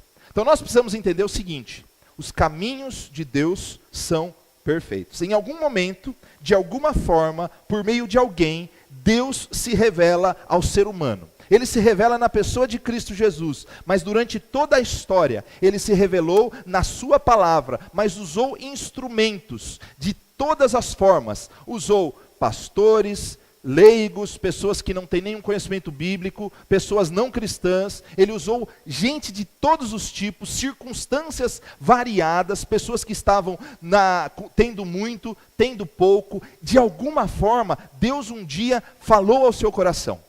Isso você pode ter certeza. Ah, não, Deus não falou. de alguma forma, para que você estivesse aqui hoje, Deus conduziu os passos para que você estivesse ouvindo a palavra de Deus. Em algum momento, a minha história é específica. A história do pastor Kenneth é específica, a história do Walter é específica. Cada um de nós temos uma história com Deus. Mas nós temos que entender que os caminhos dele são perfeitos. Nada escapa aos seus olhos. Então pense comigo, Cristo estava envolvido numa controvérsia religiosa. Então os fariseus estavam ali, preocupados com o quê? Se Jesus batizava mais ou menos que João, estavam ali julgando e tal. Sabe o que Jesus fez? Ele saiu de uma região e foi para uma outra região. Então, esse mapa, ele não está na ordem, ele deveria estar na vertical, mas eu escolhi justamente ele por um fator, porque como a geografia ela é comprida assim, da região, deitado fica melhor para expor. Então se você pensar, a parte do Egito ali, que está na África, lá no canto, no norte, nordeste da África, então se você pensar, é nessa direção, tá bom? Então, pensa que Jesus estava na Judéia, estava na região laranja, naquela região onde está Belém, onde está Jerusalém. E ele precisava chegar a Galileia, na região roxa que está ali. Então pense comigo que são pequenos estados da Palestina. Então ele tinha que atravessar a região verde, que é a região da Samaria, onde estava ali então a cidade Sicar, que é uma das de destaque ali no meio. Então, quando você pensa que Jesus ia fazer uma travessia, possivelmente de 150 quilômetros, a pé, no máximo, num burrinho, mas provavelmente a pé, era uma viagem de bastante tempo. Pense que você iria atravessar São Paulo, sair daqui, atravessar São Paulo e chegar lá na região lá na saída da Dutra, ou coisa do tipo. Então você ia ter mais ou menos aí uns 110 quilômetros no máximo. Então 150 quilômetros é uma distância considerável. Ele estava com sede. Mas quando ele está envolvido numa controvérsia e ele vai chegar em determinado lugar, Deus não faz nada por acaso. Quando ele para na região da Samaria, ele está parando em terreno inimigo. Por quê? Os judeus não se davam com os samaritanos. Porque no passado, tanto judeus quanto samaritanos eram o quê? Irmãos. Não eram irmãos? Mas, a gente não vai entrar na controvérsia histórica, por que eles se dividiram, mas basicamente os samaritanos eram vistos como um povo misto, um povo que se envolveu com nações diferentes. Então, o povo de Israel ia a Jerusalém adorar a Deus, e o povo da Samaria adorava onde? No Monte Gerizim. Então, eles adoravam a Deus ali. De certa forma, os samaritanos tinham um misticismo maior, uma visão diferenciada e influenciada por outras regiões. Mas isso é só conhecimento histórico. Ele saiu da Judéia e para chegar a Galileia ele tinha que passar pela Samaria. Eu fico a pensar em cada detalhe planejado por Deus para que aquele encontro acontecesse. Nada do que vemos que o Senhor faz é obra do acaso. Nós fazemos coisas e às vezes acontecem acasos na nossa vida, mas Cristo está sempre pronto para cumprir os planos de Deus. Os caminhos dele são perfeitos, são impossíveis de ser questionados. Jesus ele foi ao encontro daquela mulher. E se você pensar diferente disso, talvez você limite Deus no seu pensamento. Por quê? Porque Deus sabia de todas as coisas, ele sabe de todas as coisas. E quando ele chega naquele poço famoso, o poço de Jacó, ele senta ali e diz à mulher: dá-me de beber. Irmãos, ele usa circunstâncias variadas. Nada do que nós vemos hoje é obra do acaso. Assim como Jesus olhou para Zaqueu, semana passada nós vimos, ele estava caminhando, uma multidão o cercava, Zaqueu estava em cima da árvore, ele olhou para Zaqueu, disse assim: o que você está fazendo aí, menino? Qual que é o seu nome? Não, ele falou o seguinte: Zaqueu, desce daí depressa, porque me convém ir à tua casa. Não foi por um acaso.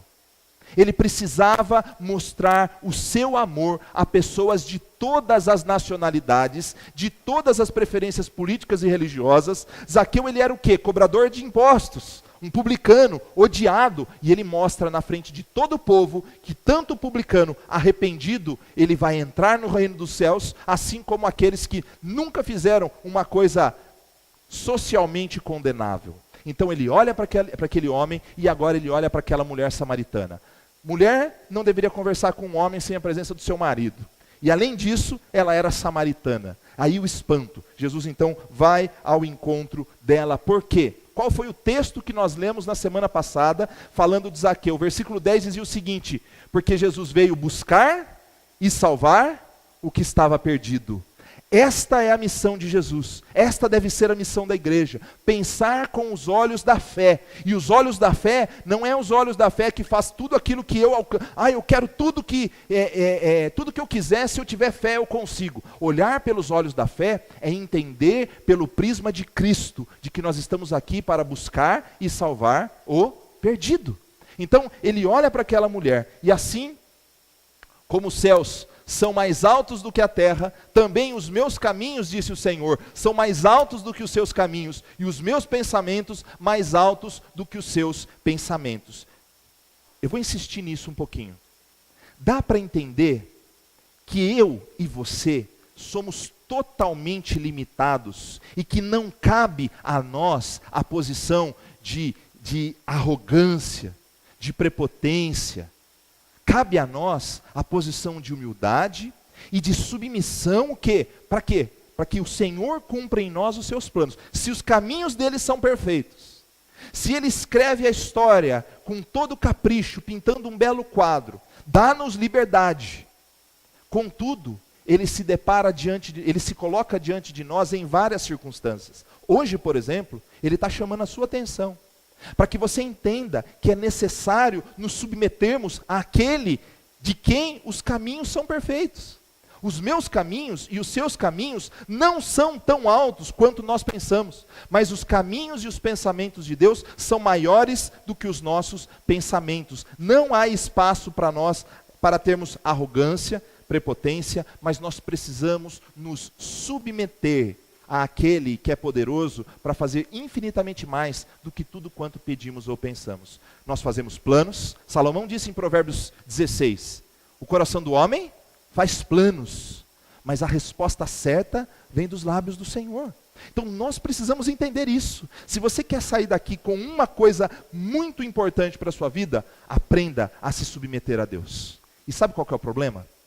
Nós nos submetemos a Deus de várias formas. Por exemplo, fazendo parte de uma comunidade cristã.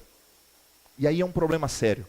Fazer parte de uma comunidade cristã, parte de uma igreja, é entender que Deus vai nos tratar por meio dos relacionamentos também. Por relacionamentos, e aí o que acontece? Nós nos frustramos com os relacionamentos. Nós nos frustramos com o amigo, com o pastor, com o diácono, com a professora. E ao nos frustrarmos, é muito mais fácil nós escolhermos frequentarmos uma igreja, sentar, olhar e ir embora. Onde ninguém me vê, e quando me vê, não se envolve comigo. Isso é muito mais fácil. Aliás, isso é o que está acontecendo. Aliás, esse é o primeiro passo para você se afastar da igreja.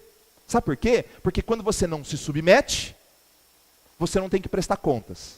E quando você não tem que prestar contas, você vai quando quer. E vai chegar um determinado momento que você não vai querer, porque as oportunidades do mundo são muitas. Aí eu pergunto para você, se os caminhos de Deus são perfeitos, mais altos do que os nossos caminhos, e Ele instituiu a igreja, eu tenho direito de dizer não a ela? Vamos pela lógica. Eu tenho direito de dizer não à igreja? Não. Eu preciso me submeter? Eu preciso me submeter. Por quê? Porque os caminhos de Deus são perfeitos. Então, se você quer recomeçar a sua vida cristã, você seja bom questionador, mas seja um questionador submisso à verdade. Aprenda a se submeter à verdade. Eu não estou dizendo se submeter a mim como ser humano, mas aprenda a se submeter à verdade. Porque o primeiro passo para que você se torne um ateu religioso, né? Porque crer é crer e viver. Não tem como você dissociar no Evangelho a fé de atitudes de transformação. Ah, eu creio em Deus, mas não se submete. Ah, mas as pessoas são hipócritas. Você não é? Nunca foi hipócrita na sua vida? Não. Eu só deixo de falar a verdade. Eu só faço... Irmãos, nós não estamos aqui para fazer acusações e questionamentos. Talvez você esteja magoado comigo se eu disser algumas coisas. Mas nós temos direito de dizer não à igreja? Paulo escreveu inúmeras cartas. Ele escreveu à igreja de Roma, ele escreveu à igreja de Corinto, ele escreveu à igreja da Galácia, de Éfeso, de Filipos, de Tessalônica, de Colossos. Escreveu inúmeras cartas. Sabe para quê? Para tratar as divergências. O que nós precisamos quando tivermos divergências? Tratar as divergências. E focarmos naquilo que é fundamental na fé. Então, uma coisa que nós aprendemos aqui é submissão. No mundo em que eu falo, penso e opino sobre tudo, eu preciso de fundamentos. E o fundamento da palavra. Porque não adianta a gente sentar para conversar sobre podes e não podes, pode, não pode, faz, não faz, vou, não vou, se você não aprender a se submeter. Tanto à palavra, quanto aos guias, os líderes, aqueles que o Senhor colocar na sua vida. Podemos divergir, não podemos deixar de valorizar o que é fundamental no Evangelho. Jesus veio buscar e salvar o que era perdido. A hora que ele estava lá, eu penso Jesus, e tá nas entrelinhas, não está exposto. Jesus está vendo a discussão religiosa. Ah, batiza, não batiza, pode, não pode, vai, não vai, tal. Ele quer saber de uma coisa? Eu vou para Galileia, porque esse negócio vai dar problema. Ele saiu. E ele foi fazer o quê? Buscar e salvar o que estava perdido. Aquela mulher precisava de Jesus. E nós vamos perceber que não somente aquela mulher precisava de Jesus. O texto nos dá uma coisa muito linda e nós vamos ver daqui a pouco. Segunda coisa. Os olhos humanos, então, são limitados. Se os caminhos de Deus são perfeitos, os pensamentos dele são perfeitos, os olhos humanos são limitados. Tanto a mulher, quanto os discípulos, quanto eu e você, enxergamos apenas as coisas que estão diante dos nossos olhos.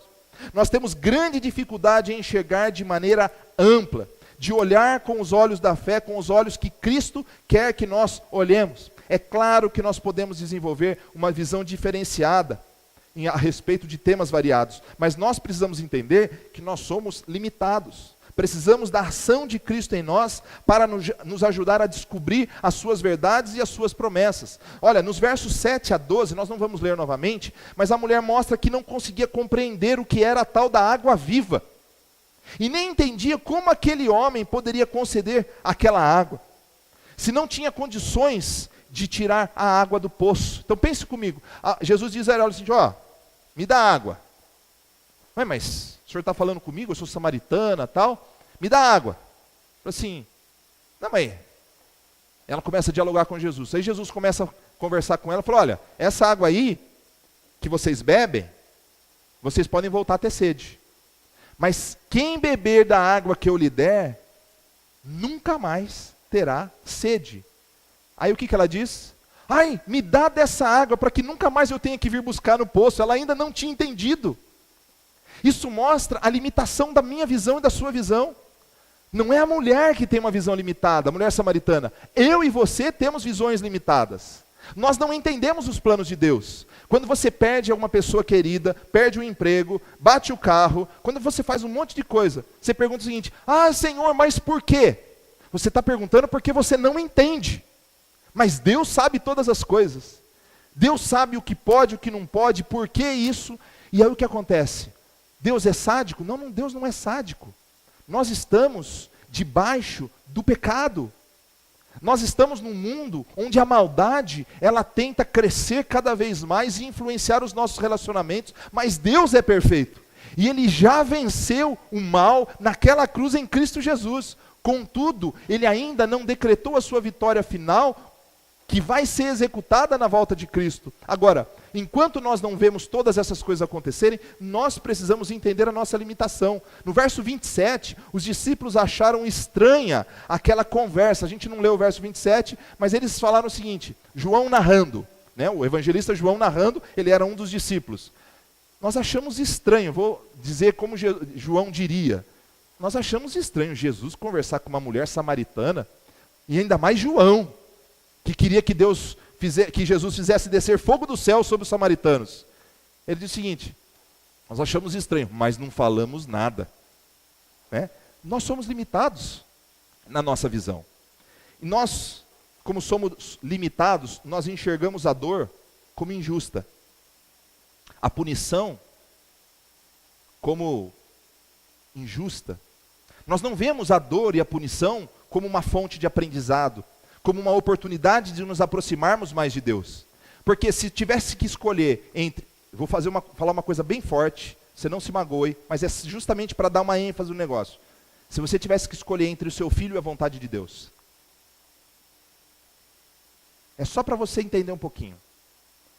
Escolher o seu filho e a vontade de Deus. 99% de nós escolheríamos o nosso filho. Só que nós esquecemos que Deus não poupou o seu filho.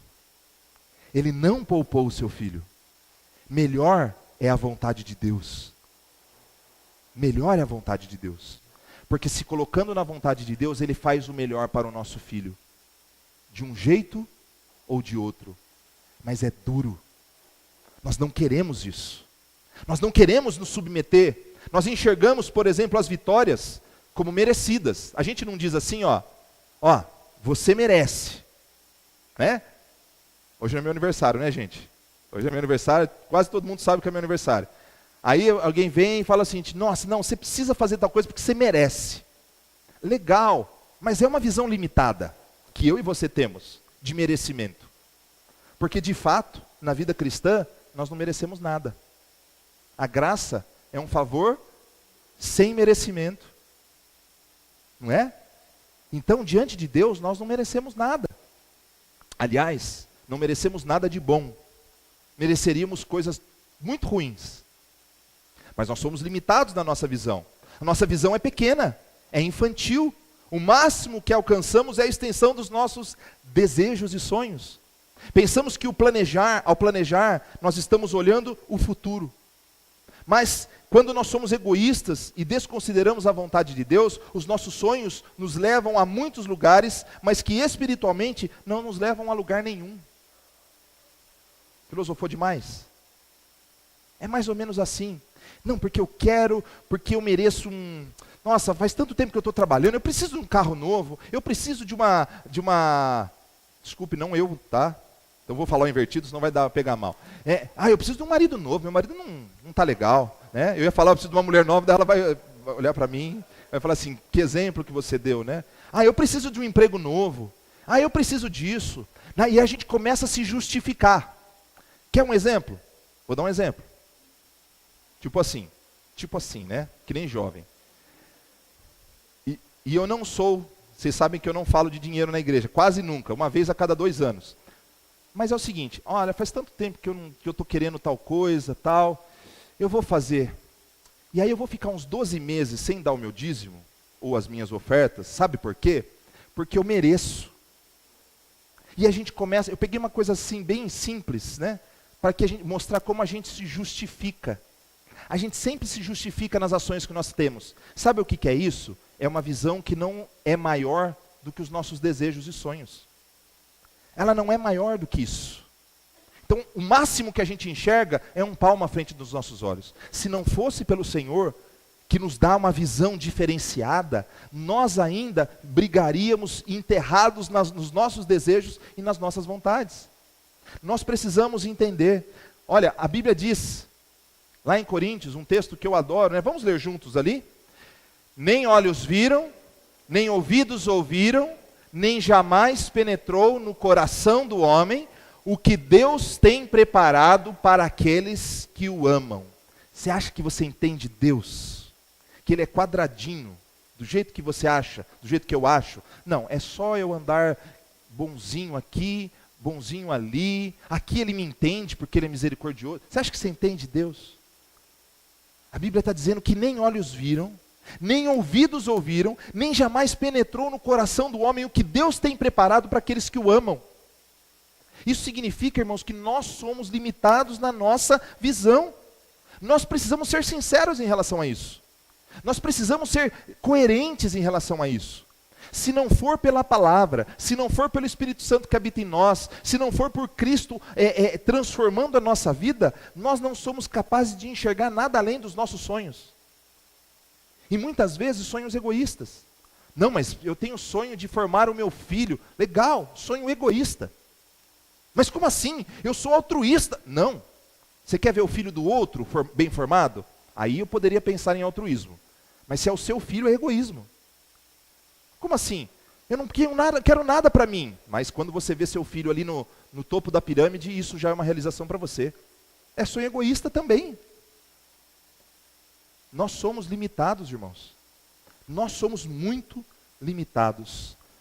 Mas Jesus nos faz ver além das nossas limitações. Nos versos 13 a 15, Jesus tira a mulher da sua zona de conforto e inspira aquela mulher a querer um pouco mais. Olha o que ele diz nos versos 13 a 15. Quem beber desta água tornará a ter sede. Aquele, porém, que beber da água que eu lhe der, nunca mais terá sede. Aí os versos 16 a 19, Jesus mostra que até então a sua ansiedade por alcançar algo levou aquela mulher a lugar nenhum. Aí eu vou me explicar a filosofia de agora a pouco. Aquela mulher tinha tido vários homens. Ela tinha tido 5 maridos. E ela estava juntada, amaziada, era um namorido, qualquer coisa, né? Ela estava com outro homem, porque ela havia colocado, e Jesus não está criticando os casamentos. Perceba disso. O que Jesus está criticando, está instigando, inspirando a mulher, é mostrando a ela que ela havia colocado nos relacionamentos a sua esperança de paz e alegria. E Jesus mostra que 5 maridos não resolveram o problema, e nenhum novo homem estava resolvendo o problema. O princípio da vida era ter Cristo como fundamento e prioridade, e as demais coisas seriam acrescentadas.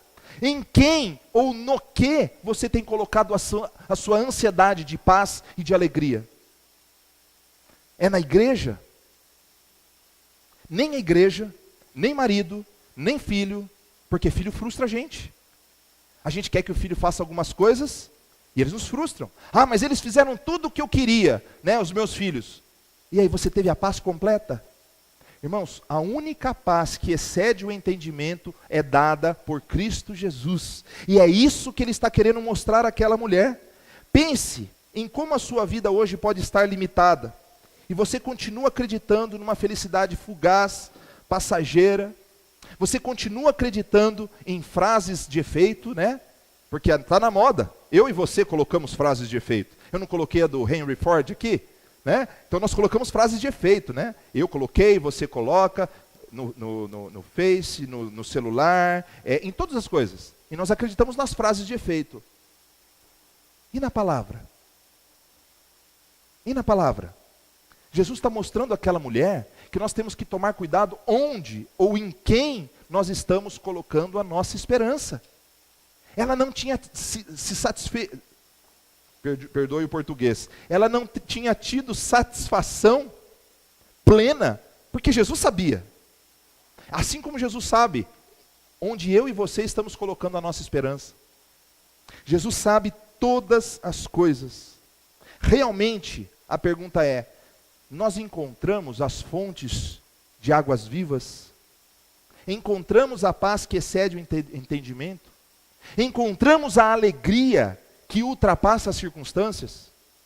Quando eu citei o exemplo do filho, o que pensa uma mãe, um pai, que perdeu uma pessoa querida, e quanto mais um filho?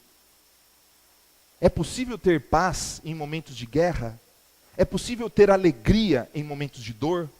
A palavra diz que sim, quando Cristo é o nosso fundamento. E é exatamente isso que ele está querendo mostrar àquela mulher. Nos versos 20 a 24, Jesus instigou a mulher a enxergar além da água física, além dos maridos, além das circunstâncias. Ela então começa a falar sobre religiosidade, sobre a religiosidade do seu povo. Veja que a religiosidade era tema de discussão, mas não lá junto aos religiosos fariseus, que só queriam ficar falando mal da vida dos outros. Mas ele chega diante da mulher e a mulher fala, onde eu devo adorar? Em Jerusalém ou no monte? Porque o meu povo diz no monte, o seu povo diz em Jerusalém. Então Jesus tirou a mulher daquela busca simplesmente pela visão material da água, dos maridos, da esperança, e leva ela para uma discussão um pouquinho maior. Então ela entra na religiosidade, e Jesus diz o seguinte, nem lá, nem cá, é chegada a hora que os verdadeiros adoradores adorarão o Pai em espírito e em verdade. Jesus entra e mostra a insignificância da questão do local e da forma. Ele fala que a verdadeira adoração e os verdadeiros adoradores devem adorar o Pai em espírito e em verdade. Jesus transporta a questão da adoração do externo para o interno. Está dizendo o seguinte, não é no templo, não é no monte, não é em lugar nenhum. A adoração que o Pai espera é uma adoração de dentro para fora. Expressões externas são válidas. Local, se você quer orar no monte, você vai orar no monte, mas não se julgue mais espiritual por orar no monte, na igreja ou na sala da sua casa. Porque Deus busca adoradores que o adorem em espírito e em verdade.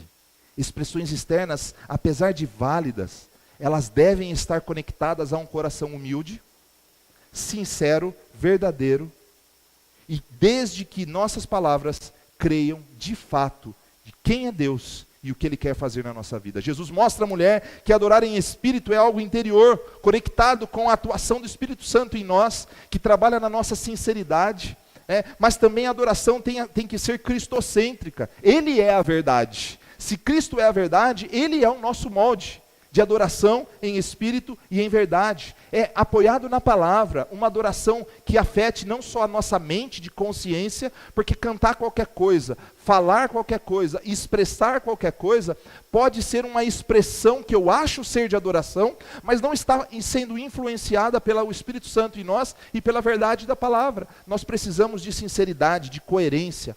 Então nós aprendemos algumas coisas, que nós precisamos nos submeter aos preceitos do Senhor, nos submeter à vontade do Senhor, e essa é uma ação essencial, e eu digo que talvez a mais difícil de desenvolvermos nos dias atuais. Porque ninguém se julga submisso a ninguém. E isso biblicamente é errado. Nós precisamos nos submeter uns aos outros, segundo a palavra de Deus, e aos nossos líderes, porque fazendo assim nós agradamos a Deus, porque estamos cumprindo a vontade do Senhor. Nós precisamos também de sinceridade em tudo que pensamos, falamos e expressamos. Não adianta eu viver uma vida de guerra, e chegar na igreja e achar que a minha mão levantada, a minha expressão única de voz, vai agradar a Deus. Ele quer de nós sinceridade, verdade, coerência com aquilo que estamos vivendo. Eu lembro de um livro sobre adoração, do Rubens Amorese. Ele é um escritor presbiteriano, e ele fala justamente sobre a adoração de culto, momento de música, ser a coroação de uma vida de adoração permanente, diária, constante. Adorar é só cantar? Não. Através das nossas orações, das nossas ações, dos nossos pensamentos. E aí quando nós nos reunimos justamente para nos fortalecer de uma vida que nós vivemos diariamente na presença de Deus. Então nós aprendemos submissão nesse texto, nós aprendemos sinceridade e uma virtude que eu gostaria de uma ação, valor, virtude, você quer chamar do jeito que você quiser, algo fundamental em tudo que nós aprendemos. Porque pensa o seguinte, os pensamentos de Deus são perfeitos, os nossos são limitados, e Jesus nos faz ver além das nossas limitações. Então nós precisamos desenvolver uma vida de gratidão por tudo que recebemos, por tudo que Ele faz em nós. Irmãos, gratidão, ação de graça, expressão de reconhecimento de que eu sou limitado, e apesar disso o Senhor me dá sabedoria para estudar, força para trabalhar, alegria por reconhecer que tudo vem de Deus, e tudo que nós temos vem das mãos do Senhor. É como se o Senhor dissesse para nós, vem aqui, pega a sua porção de inteligência, de capacidade, e a gente vai lá, humildezinho, pega a nossa porção e sai feliz da vida, como crianças que vão, na época de Natal, buscar lá a balinha, no saquinho do Papai Noel, É engraçado criança, Ela tem em casa bala à vontade, mas aquela do Papai Noel é especial, e às vezes aquelas balas ruins ainda, Ela vem feliz da vida, Mas a simplicidade e a sinceridade com que elas expressam aquilo, é o que Deus espera de nós. Tudo vem dele. Se tudo vem dele, nós temos que ser gratos. Recursos, inteligência, saúde, capacidade. Pastor, mas eu não tenho dinheiro, não tenho inteligência, não tenho saúde. Me desculpa, mas você tem a vida. E talvez a sua visão seja limitada em relação àquilo que você é. Porque Deus te fez para a sua glória. E se Ele te fez, Ele quer que você se desenvolva para a glória dele. Última coisa que eu queria ver com vocês. O encontro com Cristo abre os nossos olhos e abre as nossas bocas. Eu quero ler com você os versículos 25 a 30, que nós não lemos até então, para a gente partir no final. Estamos no finalzinho mesmo. Então Deus é Espírito, importa que seus adoradores o adorem em Espírito e em verdade. E aí versículo 25. Eu sei, respondeu a mulher. E olha só, ela sai da religiosidade e vem para as promessas. Eu sei que há de vir o Messias chamado Cristo. Quando ele vier, nos anunciará todas as coisas. E disse Jesus, eu sou aquele que você está falando. Neste ponto, chegaram seus discípulos e admirados de que estivesse falando com uma mulher, todavia nenhum lhe disse, que perguntas? Ou, por que falas com ela? Quanto à mulher, olha o que ela fez, deixou o seu cântaro, ela tinha ido buscar água, ela deixou o seu cântaro, foi à cidade e disse àqueles homens, vinde comigo e vede um homem que me disse tudo quanto tenho feito. Será este porventura o Cristo? Saíram, pois, da cidade e vieram ter com ele. Num sobressalto, ela largou tudo e correu para anunciar ao seu povo. Encontrei um homem que disse ser o Cristo. Venham comigo, porque ele deve ser aquele que nós estamos esperando. Então, os seus olhos se abrem, a sua boca se abre, porque ela não pode se conter diante de tal revelação. E aí nós vemos os versículos 39 a 42. Olha o que aconteceu com o encontro daquela mulher com Jesus. Muitos, não um nem dois, muitos samaritanos daquela cidade creram em Jesus em virtude do testemunho da mulher que anunciara. Ele me disse tudo quanto tenho feito. Vindo, pois, os samaritanos ter com Jesus, pediam-lhe que permanecesse com eles e ficou ali 2 dias. Muitos outros creram nele por causa da sua palavra. E diziam à mulher, já agora não é pelo que disseste que nós cremos, mas porque nós mesmos temos ouvido e sabemos que este é verdadeiramente o Salvador do mundo. Irmãos, quando nós saímos das controvérsias religiosas, improdutivas, e caminhamos na direção do cumprimento da vontade de Deus, para buscar e salvar o perdido, Deus abre os nossos olhos, Deus abre as nossas mentes, e nos dá a oportunidade de sermos instrumentos para que outras pessoas encontrem a Cristo como seu Senhor e Salvador. Inicialmente crerão na sua palavra, mas posteriormente, diz a palavra, eles tiveram um encontro pessoal com Cristo. Muitos se converteram. Ainda você acha que foi por um acaso que Jesus saiu da Judeia e foi para Galiléia e passou pela Samaria? Muitos creram em Jesus. Irmãos, nós precisamos entender, quando Pedro e João enfrentavam ameaças por anunciar o Evangelho, lá em Atos, olha o que eles disseram.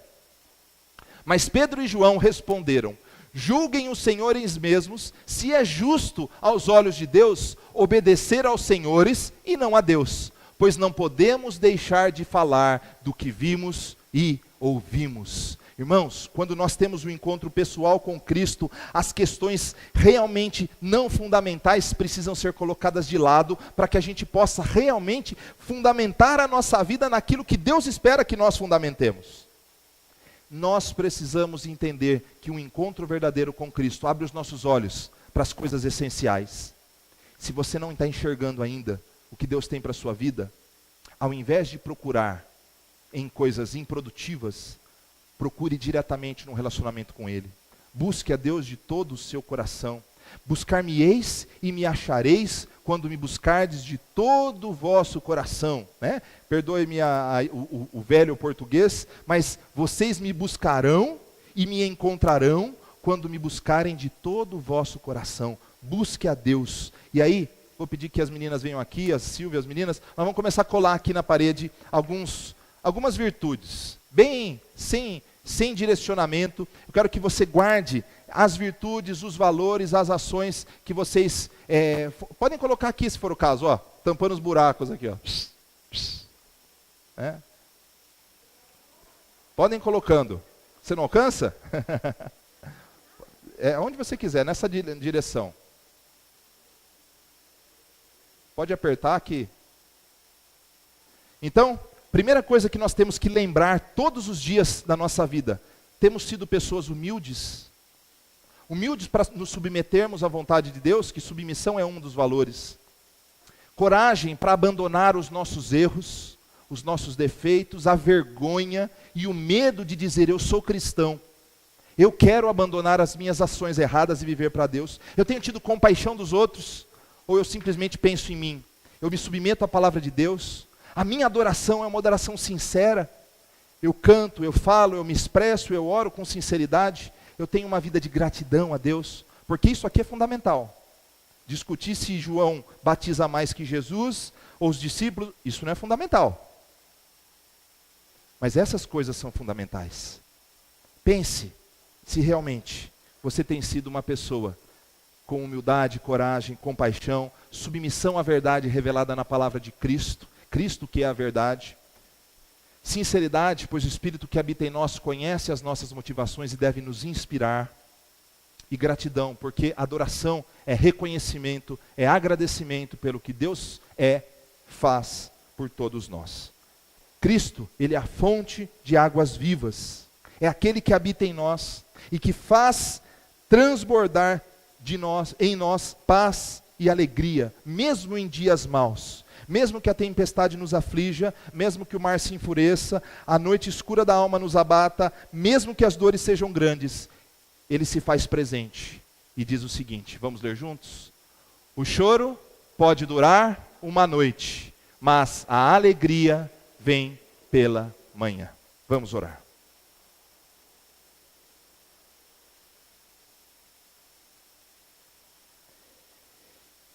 Eu não sei com que coração você entrou aqui, angustiado, entristecido, raivoso, decepcionado, alegre,